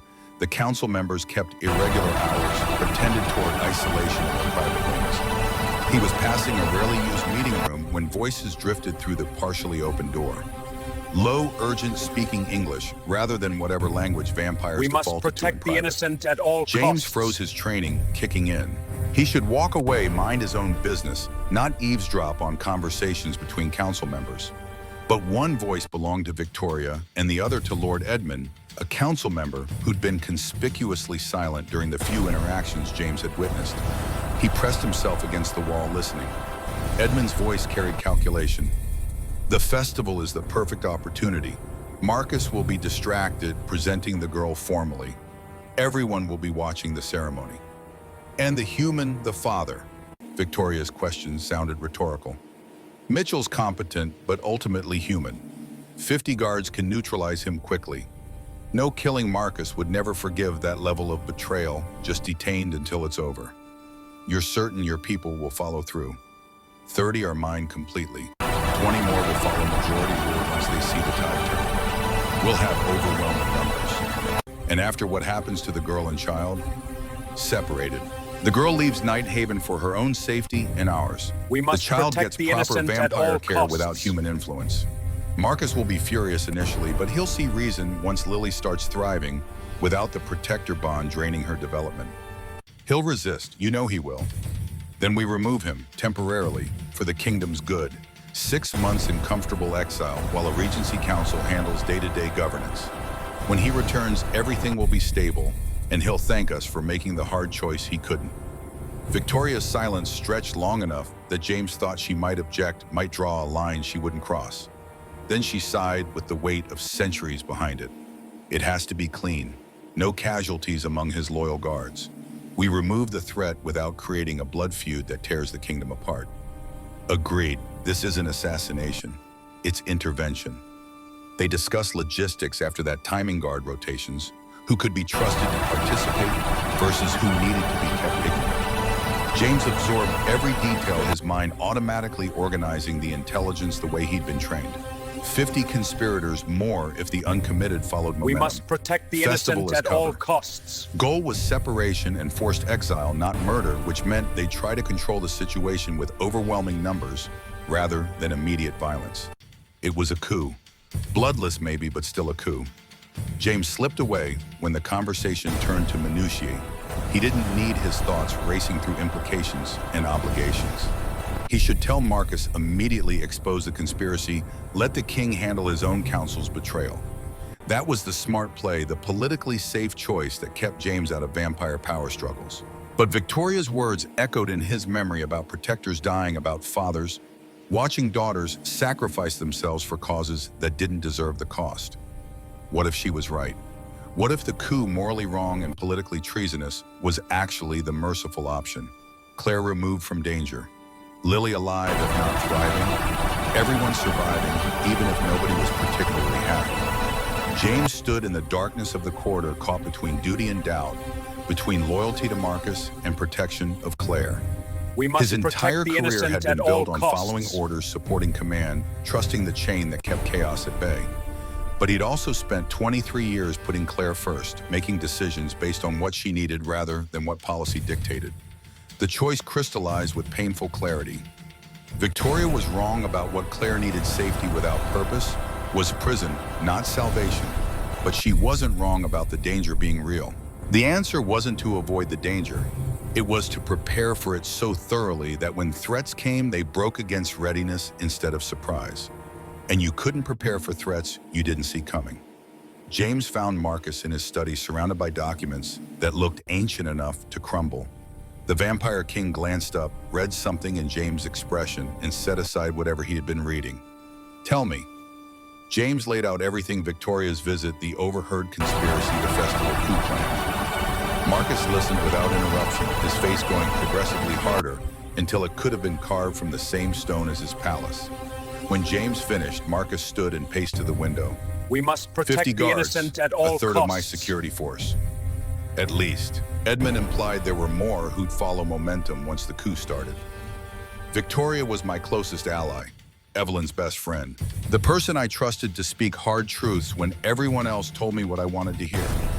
She thinks she's saving you, and maybe the kingdom. She's wrong, but she believes it. Marcus's laugh was bitter. 3 centuries of friendship trumped by fear. I shouldn't be surprised. Fear makes people do terrible things while convincing themselves it's necessary. So what do we do? Cancel the festival? Can't. It's been announced, invitations sent. Canceling shows weakness, suggests I'm afraid of my own counsel. That invites challenges from outside territories who will see instability and opportunity. Then we prepare. Let them come, meet them ready. They'll have 50 guards. I'll have, 20 loyalists. The math doesn't work in our favor. James's tactical mind had already been working the problem. Numbers matter less than positioning. If we know they're coming, we control where the We must confrontation protect happens. the innocent at all Funnel costs. them into spaces where they can't use full numbers effectively. And we make sure Claire and Lily are somewhere secure before it starts, so the whole point of their coup becomes moot. Marcus turned from the window, something like hope flickering across his ancient face. You've been thinking about this. I've been thinking about security since we arrived. Comes with the territory. James moved to Marcus's desk, pulled out a palace map. The festival is here in the Eastern Gardens. Lot of space, multiple exits, hard to control.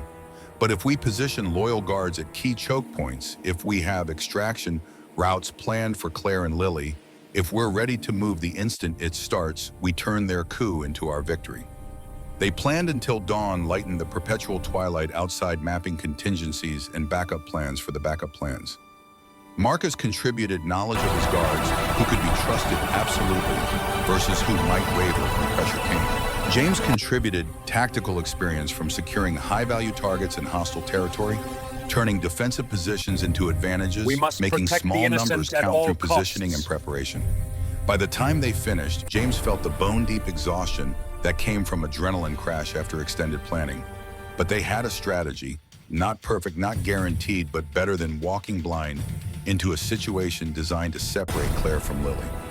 Marcus clasped James's shoulder, the first physical contact between them, That wasn't professional necessity. Thank you for the warning, for the help, for standing with us when walking away would be easier and safer. Where else would I be? Most humans would be anywhere except here. I'm not most humans. I'm a soldier who found his last mission. James met Marcus's eyes. And I don't quit missions just because they get hard. The days blurred together after that preparation, consuming every waking hour. Samuel intensified training, pushing James through scenarios where he had to protect Claire against multiple attackers, had to make split-second decisions about retreat versus stand.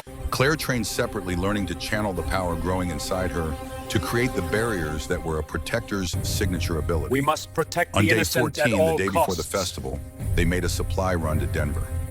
Marcus insisted it was necessary, needed to pick up specialized equipment his guards couldn't procure locally. James insisted on calming his paranoia, screaming that leaving the palace meant vulnerability.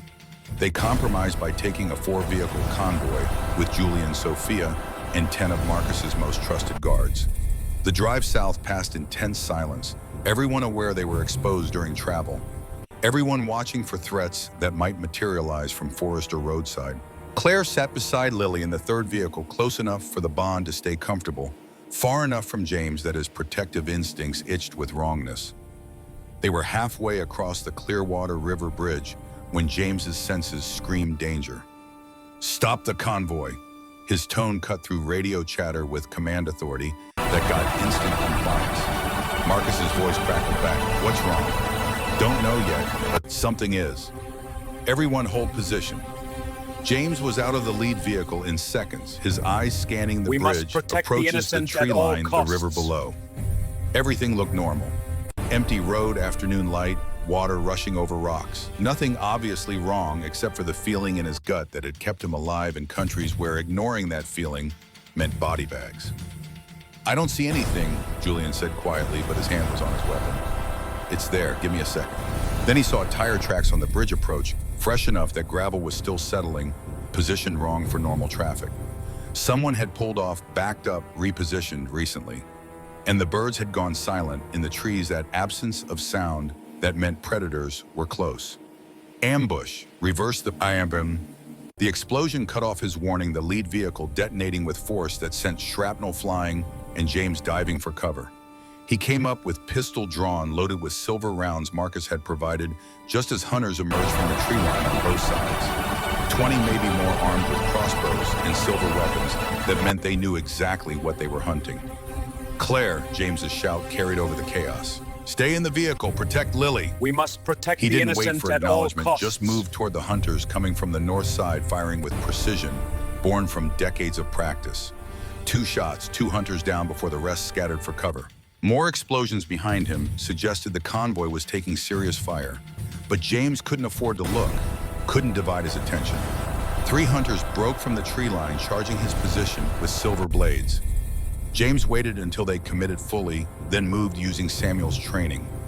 Sidestep, redirect, use momentum against attackers who expected him to panic or freeze. The first hunter went past him, James's blade opening a line across his back. The second he tripped, sending the man sprawling. The third got inside his guard blade, cutting across James's shoulder before he could react. Pain exploded white hot, but James had been cut before shot, before knew how to fight through it.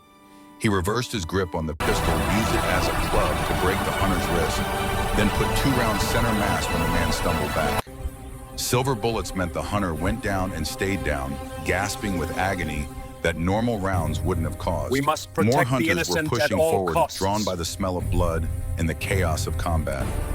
James fell back toward Marcus's vehicle, providing covering fire, while his tactical mind cataloged the disaster unfolding.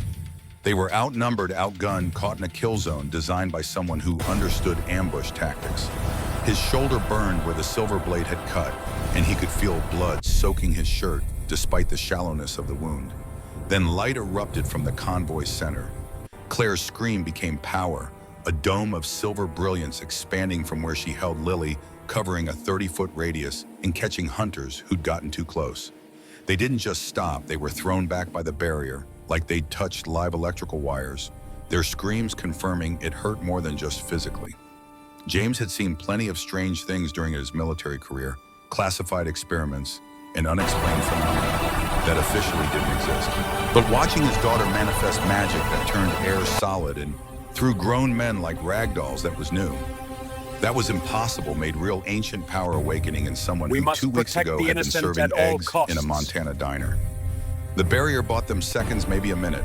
Marcus exploded into motion on the far side, his vampire speed turning him into a blur as he tore through hunters with the kind of violence that reminded James exactly what his allies were.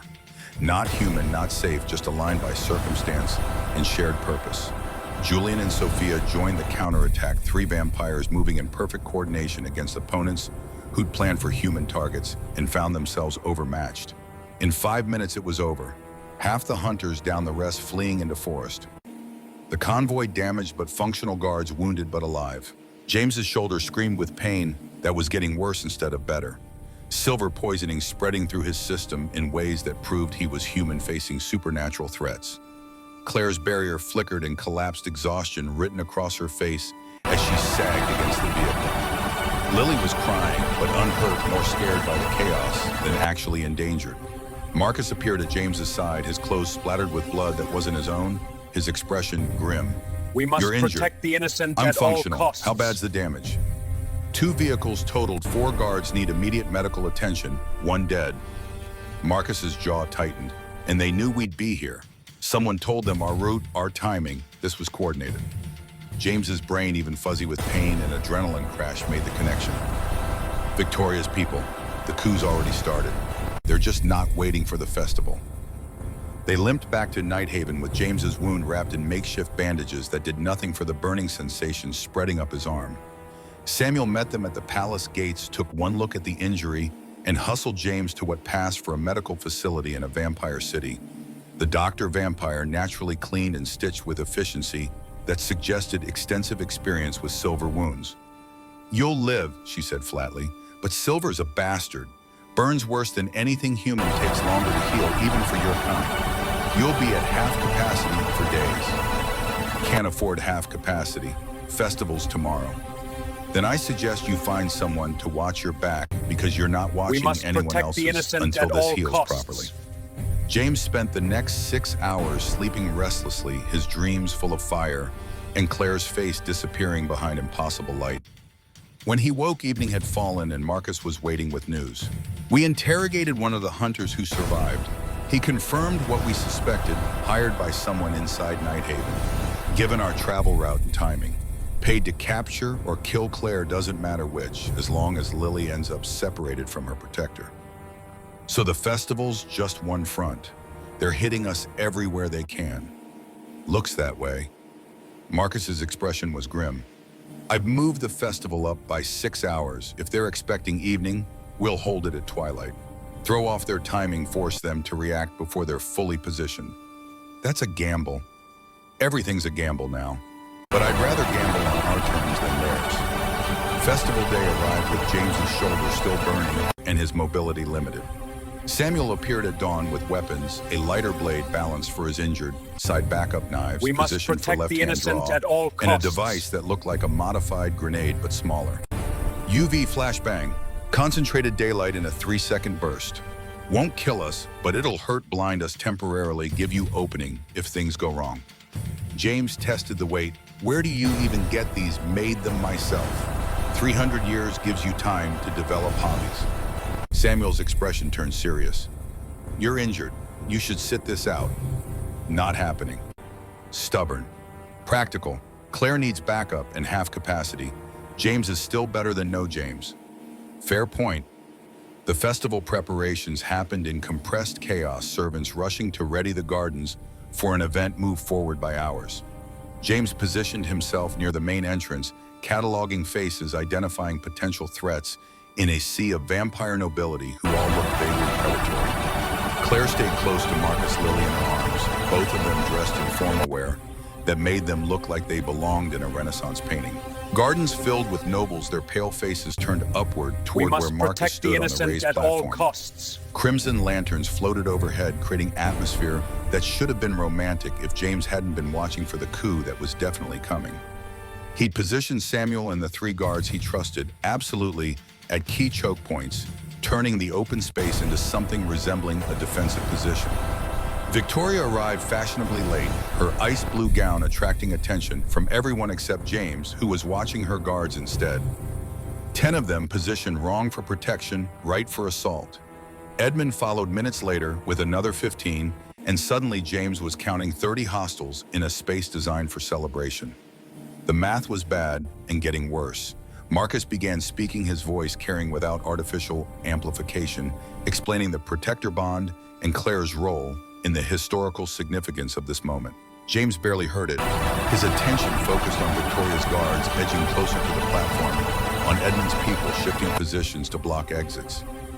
Claire's hand found his, her voice quiet. Something's wrong. I can feel it. We must protect the Stay close innocent to at me. all When costs. I say move, you move. Don't argue, don't hesitate. Dad, the first explosion hit the South Tower close enough that the sound rolled across the gardens like thunder. Nobles screamed and scattered as more detonations followed North Wing, East Gate, West Courtyard. Marcus's eyes found James's across the chaos, confirming what they'd both known was coming. The coup wasn't subtle. It was chaos and overwhelming force designed to create confusion and fear. Victoria's voice cut through the panic, amplified somehow. Marcus Thorne, you are relieved of command, council authority, is enacted for the kingdom's protection. Guards appeared from everywhere, 50 or more, all wearing matching armbands that marked them as coup participants. They surrounded the platform in coordinated movement that proved someone had been drilling them, preparing them for exactly this. Marcus's loyalists tried to form defensive positions, but were outnumbered and overwhelmed before they could organize effectively. James grabbed Claire's arm. Tunnels, now. They ran for the palace entrance, James's We injured must shoulder protect the screaming innocent with at every all movement. costs. Behind them, Victoria's voice continued declaring justifications and legal authorities that meant nothing except as cover for treason. Guards blocked their path, but James had the UV flashbang in his left hand, triggered it without warning. Light exploded artificial sun in concentrated form, and the vampires blocking the entrance screamed and fell back, their hands over eyes that couldn't process the intensity. James pushed through with Claire and Lily moving as fast as his injury allowed toward the nursery and the escape tunnels Marcus had shown him 2 weeks ago. But more guards were coming, pouring through corridors with the kind of numbers that said, this was planned, coordinated, unstoppable. James could fight 5, maybe 10, if he was lucky, and they were stupid. 50 was suicide. They reached the nursery just as guards filled the corridor behind them. James slammed the door, threw the bolt that wouldn't hold for long, and turned to find the tunnel entrance. Claire was already there, the bookshelf pulled aside to reveal darkness that promised escape or just a different kind of trap. Lily was must screaming, protect the terrified by innocent the at all violence and costs. Kate, and Claire was trying to soothe her while simultaneously preparing to run. James checked his pistol, 4 rounds left, not nearly enough, and made peace with the fact that he probably wasn't walking out of this. Go, he told Claire. Follow the tunnel north. Denver's safe house address is in your pocket. Don't look back, don't wait for me. I'm not leaving you. Yes, you are, that's an order. He cupped her face with his good hand. I didn't raise you to watch me die. I raised you to survive, so survive. Tears streamed down her face. Dad, go now before they break through. The door shuddered with impact, guards hitting it with force that would splinter it in seconds. Claire looked at him one last time, memorizing his face the way children did when they knew goodbye was permanent. Then she turned and ran into darkness with Lily clutched tight against her chest. James faced the door, pistol raised, shoulder burning, and smiled with the grim satisfaction that came from knowing he'd bought them time. Not much, maybe 30 seconds if he fought smart. But 30 seconds could mean escape, could We mean must Claire protect lived, the could innocent mean at this whole all insane costs. mission wasn't complete failure. The door exploded inward. Guards poured through the shattered doorway with the kind of coordination that proved someone had trained them well. James fired twice, dropping the first 2, then dove behind the overturned crib as return fire splintered wood around him. His tactical mind ran calculations, 4 guards visible, probably more in the corridor, 2 rounds left in his pistol, injured shoulder, limiting mobility. The math said he had maybe 15 seconds before they overwhelmed him through sheer numbers. He was preparing for the rush when a figure materialized from the side tunnel entrance, moving with speed that blurred human perception. Samuel Whitmore crashed into the guards like a wrecking ball wrapped in ancient fury, his 300-year-old frame suddenly demonstrating why age meant experience, not weakness. The lead guard went down with a broken neck before his brain processed the attack. The second lost his weapon and several teeth. The third managed half a scream before Samuel's hand closed around his throat. Not today, old friend.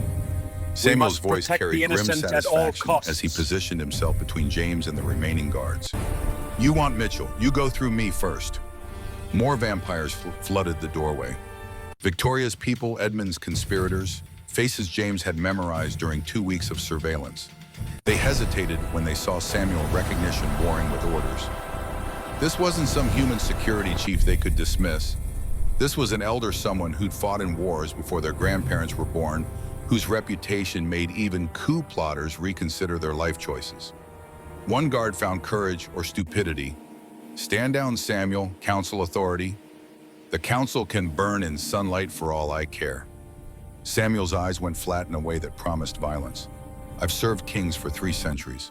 I know treason when I see it. Victoria's voice echoed from the corridor. You'd betray the council for humans, for a bond that shouldn't exist. I'd honor a soldier willing to die for what's right, something you've forgotten in your centuries of comfortable politics.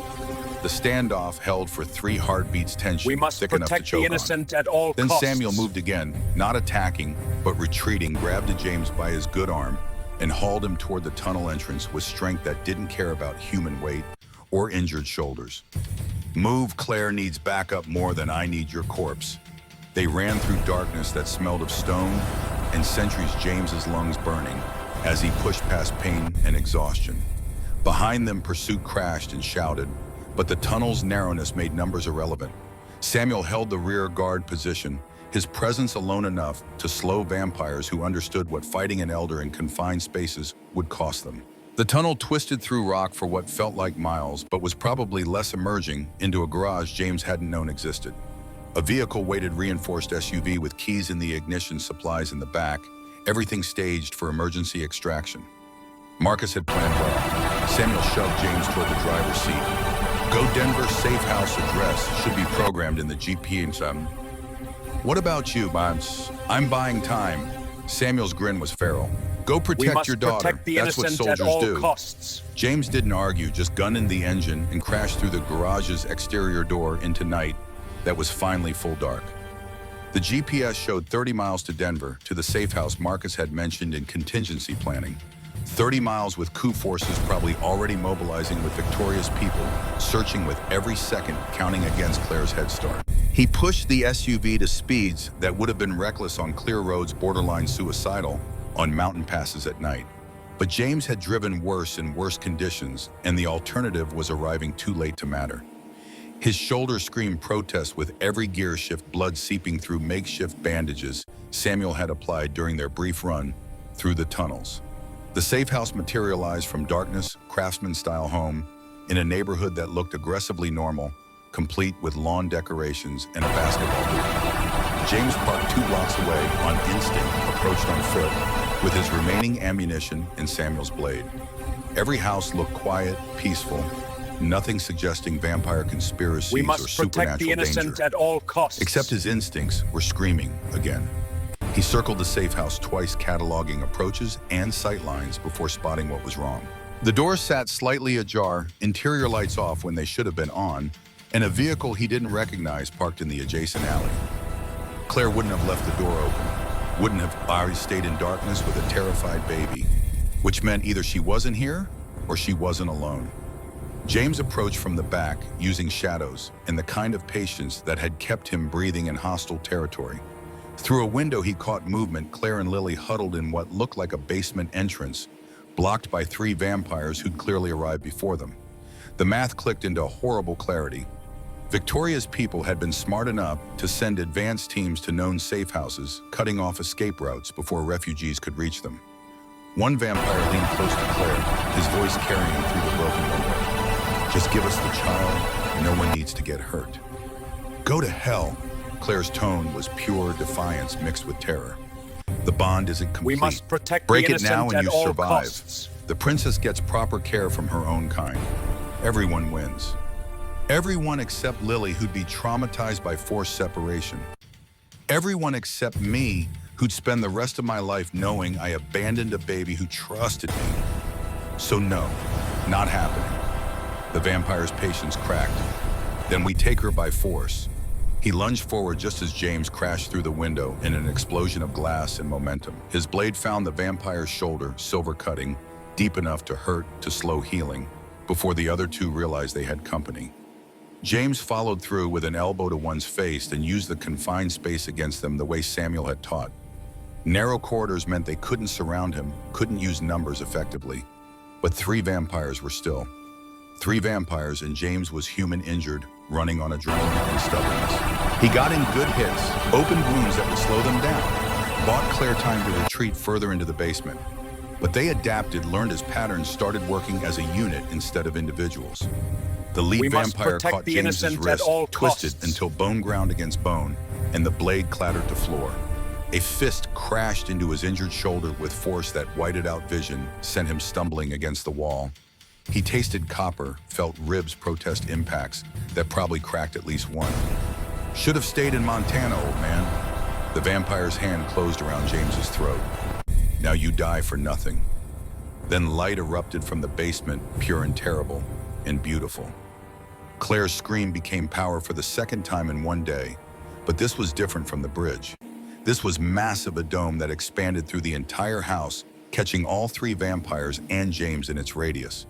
The pressure didn't hurt. James felt warm, instead safe, protective. But the vampires screamed like they were burning their skin, smoking where the light touched.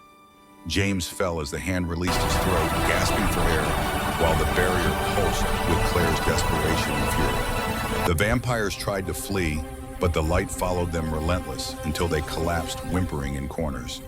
Through the brilliance, James could see patterns forming the same silver script that marked Claire's wrist, now floating through the air like living calligraphy. And everywhere the light touched it, revealed something impossible. The vampires weren't just hurt, they were marked. Glowing crimson from within their bodies lit up like they'd swallowed fire, making their intentions visible to anyone who could see. Claire's voice came distant, like she was speaking from the other side of a canyon. Traitors, they glow red. Everyone who betrayed Marcus, everyone who supported the coup, they're all marked now. The barrier flickered and collapsed, exhaustion taking Claire to her knees. But the marks remained, the 3 vampires still glowing faintly crimson, even as they struggled to their feet. James hauled himself upright, through pain that suggested several new injuries, grabbed his fallen blade, and positioned himself between the vampires and Claire. You can leave walking, or you leave bleeding. Choose fast. They chose walking, stumbling out through the broken window into night that suddenly seemed safer than staying near a protector who could do that. We must protect James the waited innocent until at they all disappeared costs. before letting himself collapse against the wall, every part of his body screaming protest. Claire crawled over Lily, clutching tight. Dad, oh God, you're hurt. I'm breathing, that's what counts. He managed a smile that probably looked more like a grimace. That light thing, that was new. I didn't know I could do that. It just happened. When they threatened Lily, when they hurt you, something broke open inside and the power just came. Protector magic. Apparently it includes making bad guys glow red. James checked his injuries with hands that shook from adrenaline crash. We need to move. More will come. Where the safe house is compromised. Back to Night Haven, it's the only place Marcus can actually protect us. But the coup, your magic just gave us an advantage they can't counter. You mark the traitors. Everyone who sees them will know exactly who supported Victoria. That changes everything. They took the SUV despite James's injuries, making him a questionable driver. Claire couldn't drive stick shift, and navigating while holding a baby seemed suboptimal. They limped back north through mountains that felt longer in the dark, James fighting to stay conscious, while his body tried to shut down from accumulated damage. Dawn was threatening when they finally reached Night Haven's gates. The city looked like a war zone, scorch marks on towers, debris. In streets, guards everywhere wearing expressions that suggested the night had been long and violent for everyone involved. But the gates opened when they approached, and Julian was there with Sophia, both looking relieved to see them alive. Lord Marcus is in the throne room, Julian said shortly. The coup collapsed after you escaped. Lady Victoria tried to rally support, but when word spread that you'd marked the traitors somehow, he shrugged. Hard to maintain conspiracy when everyone can see who's involved. They found Marcus standing among the wreckage of what had been a carefully planned festival. Nobles clustered in groups, whispering and pointing at certain individuals who glowed faint crimson even in daylight. Victoria stood isolated near the platform, her ice blue dress torn and stained her expression, carrying the weight of failure and acceptance. We must protect the innocent When she saw at Claire, all something costs. crossed her face, regret, maybe, or recognition that she'd underestimated what a protector could actually do.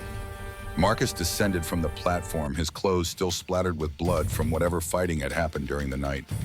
His silver eyes found James and Claire, and relief transformed his face from king to father in an instant. "You're alive." "Barely," James admitted, "but functional. I am your wildest time at the tunnels, haven't seen him since. He's here, wounded but recovering." Marcus looked at Claire, at Lily sleeping peacefully in her arms despite everything. "Your magic, we felt it from here." A pulse that spread through the city, marking everyone involved in the conspiracy. 43 vampires total, all glowing like they'd been branded. Victoria's support evaporated the moment people realized their neighbors were traitors. Claire's voice came out small. "I didn't mean to do that. It just happened." You revealed truth. That's what protectors have always done. Not just shield from physical danger, but expose lies and moral corruption. We It's must why they were protect feared, the innocent why at they were all killed. costs. Marcus's tone gentle. "And why you're invaluable now. No one can hide their intentions from you. No one can plot in darkness when you can literally make them glow with guilt." Victoria stepped forward, her movements careful. "I surrender. Formally. No more resistance, no more plotting. You've won." "Have I?" Marcus's question held genuine curiosity. "Because it doesn't feel like winning. It feels like watching an old friend destroy herself from fear. I was trying to save you. Save your daughter. Save the kingdom from repeating mistakes that cost me everything." "I know. That's what makes this tragedy instead of just treason." The throne room filled over the next hours as word spread that the coup had failed, that the king still ruled, that justice would be administered to those who'd betrayed their oaths. James spent the time getting medical treatment from a doctor who seemed unsurprised by the amount of damage one human had accumulated. Cracked ribs, silver poisoning, spreading up his arm, various cuts and contusions that would hurt for weeks. "You should be dead," We the must doctor said protect flatly. the innocent at all "Most humans costs. wouldn't survive half this damage. I'm stubborn. You're lucky, and you won't be functional for at least 3 days. That shoulder needs complete rest, or the silver will spread to your heart, and then lucky won't matter." James endured the lecture because arguing took energy he didn't have. Claire sat beside him through the treatment, Lily sleeping in her lap, both of them radiating exhaustion that went beyond physical. They'd survived, but survival had cost something neither could quite name yet. 3 days later, healed enough to stand without swaying, James attended the trials in the throne room. All 43 conspirators lined up to face judgment, Victoria at their head because she'd been the architect even if Edmund had provided muscle. Marcus presided from his throne, looking every inch the ancient king who'd seen empires rise and fall. Harrison, the elder council member who'd stayed neutral, spoke the charges. Treason, conspiracy to commit kidnapping, assault on royal persons, destruction of palace property, attempted murder of the king's appointed protector. He looked at Victoria. We "How do must you plead?" protect the innocent "Guilty at all to costs. all of it." Her voice carried no defiance, just exhausted acceptance. "I did what I thought was necessary to save this kingdom from repeating my family's tragedy. I was wrong. The cost is mine to pay. Sentence is death, execution at dawn." Before Marcus could confirm, James stood from where he'd been sitting with Claire. His movement sent pain radiating through barely healed injuries, but some things mattered more than comfort. "Your Majesty, I'd like to speak." Marcus studied him with something like resignation. "You don't have to do this. I want to." The throne room went quiet as James approached the center, facing the assembled vampires with the kind of presence that came from speaking to soldiers before battles. He'd given death notifications to families' eulogy for fallen friends, briefings before missions that wouldn't bring everyone home. This was just another kind of speech, another kind of war. Lady Victoria lost her daughter, lost her sister, both to protector bonds that ended in death and grief. She acted from trauma, We not must malice. protect the innocent I've at seen all soldiers costs. with PTSD make terrible choices, not because they're evil, but because pain breaks something inside that doesn't heal right. He turned to face Victoria directly. You're wrong about protectors, wrong about Claire, wrong about Lily. But you're not evil. You're a mother who lost everything and couldn't bear to watch it happen to someone else. Victoria's composure cracked, tears streaming down her face. I tried to kill your daughter. You tried to save her. Misguided, illegal, destructive, but motivated by mercy as you understood it. That's not the same as murder for pleasure or power. James addressed the full court. I'm 56 years old. I've served 24 years in the military, seen combat in a dozen countries, made decisions that cost lives, including people I cared about. I've learned that punishment without understanding solves nothing. It just creates more trauma, more pain, more broken people making broken choices. Victoria's crimes are real, but killing her won't undo them. Won't We bring must back the protect dead, the innocent at won't all heal the costs. kingdom's divisions. His voice strengthened. Exile gives her chance to find peace, maybe even redemption. Death just adds another body to a count that's already too high. Harrison spoke carefully. You're asking mercy for someone who tried to murder you and separate your daughter from her charge. I'm asking wisdom instead of vengeance, because that's what separates us from the monsters we fight, choosing mercy when anger would be easier. Marcus stood descended from the throne, approached Victoria where she stood among the condemned. For a long moment, he just looked at her, centuries of friendship warring with fresh betrayal. 500 years you served beside me, advised me, challenged me when I needed challenging. You were Evelyn's closest friend, the person who knew my wife better than anyone except me. His voice was rough. That's the Victoria I remember, not the traitor who tried to destroy my family. I'm sorry. Victoria's voice broke completely. I'm so sorry for We must everything, protect the innocent for at all betraying you, costs. for endangering Lily, for I know. And because I know, because I understand the pain that drove you, I'm choosing mercy. Marcus addressed the court. Lady Victoria Ashwood is hereby exiled. 50 years. Cannot return to Nighthaven or any Thorn territory. If she does, death sentence stands. Victoria collapsed, sobbing with relief and grief both. Guards helped her to her feet, led her away to prepare for exile that would last half a human lifetime. The other conspirators received various sentences, some exiled, some imprisoned, a few executed for particularly egregious violence during the coup. Justice was done, if not perfectly administered. That evening, James found Samuel on the terrace overlooking the city. The old vampire was smoking a cigar that smelled expensive, and probably was given he'd had 300 years to develop taste for the finer things. You spoke well at the trial, Samuel said without preamble. Spoke from experience. I've seen what happens when you choose vengeance over wisdom. We It must just creates protect the more innocent problems. at all costs. Most humans wouldn't see it that way. Most humans haven't commanded soldiers, haven't had to balance justice with pragmatism, punishment with rehabilitation. James accepted the cigar Samuel offered. You saved my life at the tunnels at the safe house by teaching me to fight. Thank you. You'd have done the same. Would I have known you 3 weeks? Why risk yourself for a human you barely know? Samuel considered his answer while night settled over Nighthaven. Because I owed Catherine a debt 300 years haven't repaid. She died protecting me when I was 16. Threw herself between me and assassins who wanted our bloodline ended. I've spent every day since trying to honor her sacrifice by being worthy of it. And helping me helps how? Because Claire is doing what Catherine did. Choosing to protect someone who isn't her species isn't her responsibility, who might not even survive long enough to make the sacrifice worth it. Samuel's voice roughened. If I can help her survive, if I can teach James to We must protect her, protect the that's innocent at honoring all Catherine's costs. memory better than any monument. They stood in comfortable silence, two warriors from different centuries, finding common ground and shared purpose.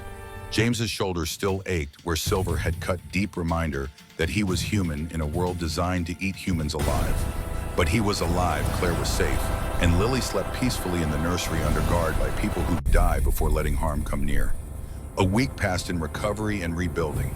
The palace repaired damage from the coup guards, redistributed to account for conspirators removed from service nobles, carefully reassessing their positions now that taking sides had visible consequences. Claire trained daily with Samuel, learning to control the power that had manifested during crisis, understanding that magic without discipline was just danger waiting to happen. James trained too slower because injuries took time to heal at 56, but persistent because giving up meant failing in his primary mission. Samuel pushed him hard, teaching techniques for fighting opponents faster and stronger strategies that worked when direct confrontation meant death. We must On day protect the 21, innocent since at all arriving in costs. Nighthaven, 3 weeks that felt like years, Samuel pulled James aside after training. They walked to a part of the palace library James hadn't explored, shelves packed with texts so old they should have crumbled to dust. I found something about the prophecy. Samuel pulled down a scroll wrapped in protective cloth. It's not complete. The version everyone quotes about protectors dying young is only half the text. James felt his heart rate spike. What's the other half? Let me translate.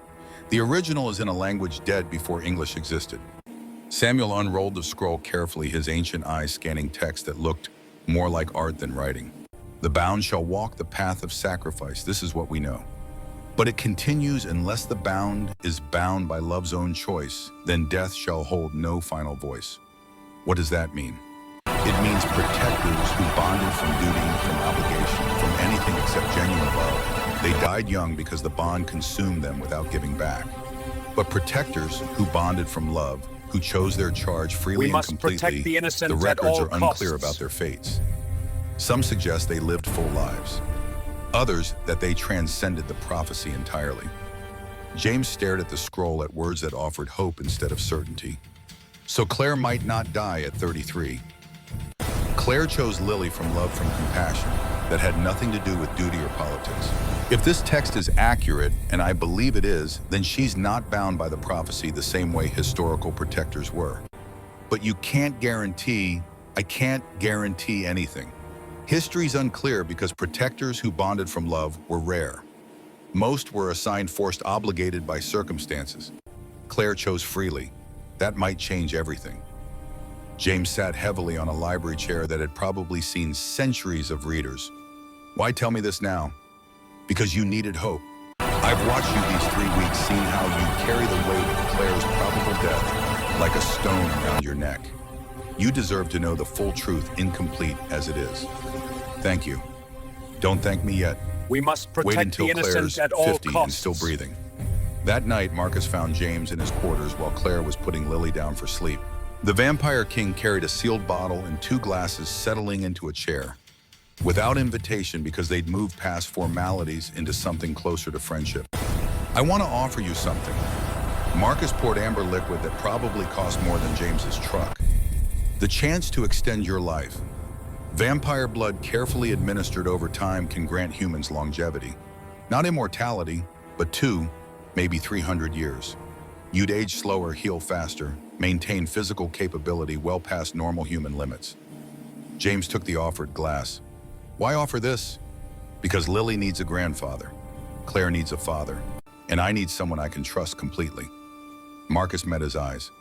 I'm 812 years old. I've had many allies, countless servants, armies of guards. But friends, people I trust with my daughter's life, my own life, the future of my kingdom. That list is very short. I'm honored, truly, but I need time to think about it. We'll take all the time you need. The offer doesn't expire. After Marcus left, James stood on his balcony, watching Nighthaven glow with its perpetual crimson light. 200 years. He could watch Claire live a full life, see Lily grow up, maybe even meet great-grandchildren Claire might have someday. He could serve longer delay the inevitable obsolescence that had driven him here in the first place. But he'd also lose what made him James Mitchell. The mortality that forced meaning, the limited time that made choices matter, the understanding that life was precious because it ended. 300 years sounded like immortality to someone who'd lived 56, and immortality sounded like losing the urgency that had defined his entire existence. He made his decision, watching sunrise attempt to penetrate Shadow Valley's perpetual gloom. The next day, he found Marcus in the throne room. I appreciate the offer, more than you know, but my answer is no. May I ask why? Because I'm human, that's not a weakness to overcome, it's what makes me useful. I think differently than vampires because I process time differently. We must protect the innocent 50 years at all to you costs. is a blink. To me, it's most of a lifetime. That difference matters. James continued, I've got maybe 20, 30 good years left. Maybe less, given how soldiers age. But those years will matter because they're finite. Every decision counts when you can't just wait a century for consequences to fade. That's the gift of mortality, it forces meaning. Marcus studied him with something like respect. You'd choose death over longevity. I'd choose being fully human over being something in between. Not because vampires are wrong, but because this is who I am, James Mitchell. Former soldier Claire's father, man, who's lived 56 years and learned that quality beats quantity every time. You're certain, never been more certain of anything. Then I respect your choice, even though I wish you'd chosen differently. 6 months later, Nighthaven held the formal ceremony recognizing Claire as Lily's official protector with full royal authority. James stood beside his daughter wearing formal clothes that felt uncomfortable, but looked appropriate, watching as Marcus addressed assembled nobles from across the territory. Let it be known throughout Shadow Valley that Claire Bennett is hereby recognized as protector to Princess Lily, heir to the throne. She is granted full authority to act in the princess's best interests with the backing of the crown and blessing of the council. Applause followed genuine this time without the undercurrent of hostility that had marked their arrival. The coup's failure had proven Claire's value, her magic's power, and her commitment to Lily's safety. Opposition hadn't vanished, but it had gone quiet, cautious, waiting to see if this human would truly survive or just prove Victoria's warnings right through delayed failure. After the ceremony, Claire found James on their usual terrace spot. Lily played on a blanket between them, now 1 year old, and starting to walk with vampire-enhanced coordination that made every step seem like she might float away. You really turned down Marcus's offer, the life extension. I really did. Why, you could have centuries. I could watch you grow old while I stayed young. Watch Lily become an adult while her grandfather looked 30. That's not natural, We kiddo. must protect the That's not innocent who at I all am. costs. Claire was quiet for a moment. How much time do we have? I'm 57 now. Good health, decent shape for my age. Samuel says, if I keep training and don't do anything stupid, maybe 20 years. Maybe more if I'm lucky. That's not enough. It's what we've got, so we make it count. James pulled her close the way he had when she was 5 months old and new to his life. I'd trade 50 empty years for 5 meaningful ones. These last 6 months, they've mattered more than most of my life combined. I love you, Dad. Love you too, kiddo. 5 years later, James Mitchell was 62 years old and felt every single day of it. His joints ached in cold weather, his shoulders still twinged, where silver had cut deep and getting out of bed took longer than he preferred to admit. But he was alive, functional, still training with Samuel 3 mornings a week, even if the sessions were gentler. Lily was 6 years old and starting formal education with tutors who specialized in teaching vampire royalty. She called James Grandpa We and must Claire protect Mama the innocent without at all any confusion costs. about which relationships were blood and which were choice. Smart as a whip in developing powers that made even elder vampires nervous. Not dangerous, but unprecedented, combining human compassion with vampire strength in ways the kingdom hadn't seen in centuries. Claire was 28, healthy despite prophecies that said she should be dead by now. The silver marks had spread up her entire arm, beautiful script that glowed faintly when Lily was near. Her powers had grown 2 barriers strong enough to stop armies truth-seeing that made lying impossible in her presence, instincts that predicted danger hours before it arrived. Samuel's discovery had been right. Protectors who bonded from love lived differently than those bound by duty. No one knew how long Claire would live, but 5 years was longer than historical precedent suggested, and she showed no signs of the deterioration that had marked earlier protectors. Evening found them all in the nursery, though calling it that was silly now that Lily was 6. James sat in the worn chair that had become his default spot, watching Claire and Lily work We through must reading protect lessons. the innocent at all Marcus costs. appeared in the doorway home from council meetings that had run late. The tableau was so domestic, so normal, despite everything supernatural about their circumstances, that James felt his chest tighten with something beyond words. This was family. Not the one he'd been born into or the one he'd planned, but the one he'd chosen and been chosen by in return. Grandpa, Lily bounced over with the book she'd been reading. Listen to this part. She read with impressive fluency, for 6 stumbling over a few words, but self-correcting with determination that came from her father. When she finished the passage, she looked at James with amber eyes that saw more than they should. "Are you okay? You look sad." "Not sad, sweetheart, just thinking about how lucky I am." "Why?" "Because I got to meet you, got to be here for this." He gestured at the room that Claire and Mark was smiling at the life they built together. Some people spend their whole lives looking for purpose. I found mine when I was 56 years old. "That's really old. Tell me about it." Marcus joined them, settling on the floor beside Lily with ease that would have been impossible for a human his apparent age. "James, I've been meaning to ask, do you have regrets about coming here, about everything that's happened? Regrets about getting shot at, stabbed with silver and nearly killed multiple times?" "Yeah, I've got those," James smiled. "Regrets about coming, about staying, not even a little. Even knowing you might have had different life, quieter retirement, less danger. I had that life for 2 years. It was hollow. Though," he looked at Lily, reading at Claire, teaching at Marcus, being the father he'd thought he'd lost when Evelyn died. "This matters. I wake up every day knowing I matter. That's worth every scar, every ache, every morning. I can barely walk until the coffee kicks in." Later, after Lily was asleep and Claire had retreated to her quarters, James stood on the terrace watching Nighthaven glow against mountain darkness. 5 years.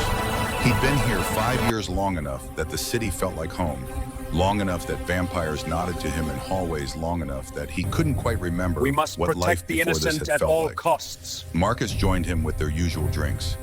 "I meant what I said earlier about offering the life extension. The offer still stands if you change your mind." "I haven't changed my mind, but I appreciate you asking. You're 62. That's getting close to average human life expectancy." "I'm aware, but I've lived well, fully, no complaints." They stood in silence that didn't need filling, two men from different species who'd found unlikely friendship through shared purpose. James thought about the empty cabin in Montana, about retirement that had felt like death, about the hollow years before a baby vampire bit his daughter's sleeve and changed everything. "You know what I've learned," James finally spoke. "It's not about how long you live. It's about what you do with the time you've got." Catherine lived 33 years and left a legacy that's lasted 3 centuries. Margaret made it to 62, and people still tell her stories. I've got maybe 10, maybe 20 years left, if I'm lucky. But every single day matters because I'm choosing to make it matter. We must Marcus's protect voice the held innocent quiet at all respect. costs. "You're a rare man, James Mitchell. I'm a soldier who found his last mission, the one I was always supposed to find." He looked at Marcus directly. "Thank you for letting me be here, for trusting me with your daughter, for becoming something more than just an ally. Thank you for showing me that species doesn't define family, that choosing someone matters more than blood." Marcus raised his glass. "To friendship across impossible divides. To finding purpose when you'd given up on it." They drank while Nighthaven glowed below a city of vampires that had become home to one aging soldier who'd learned that the best battles weren't about winning, but about who you protected while fighting them.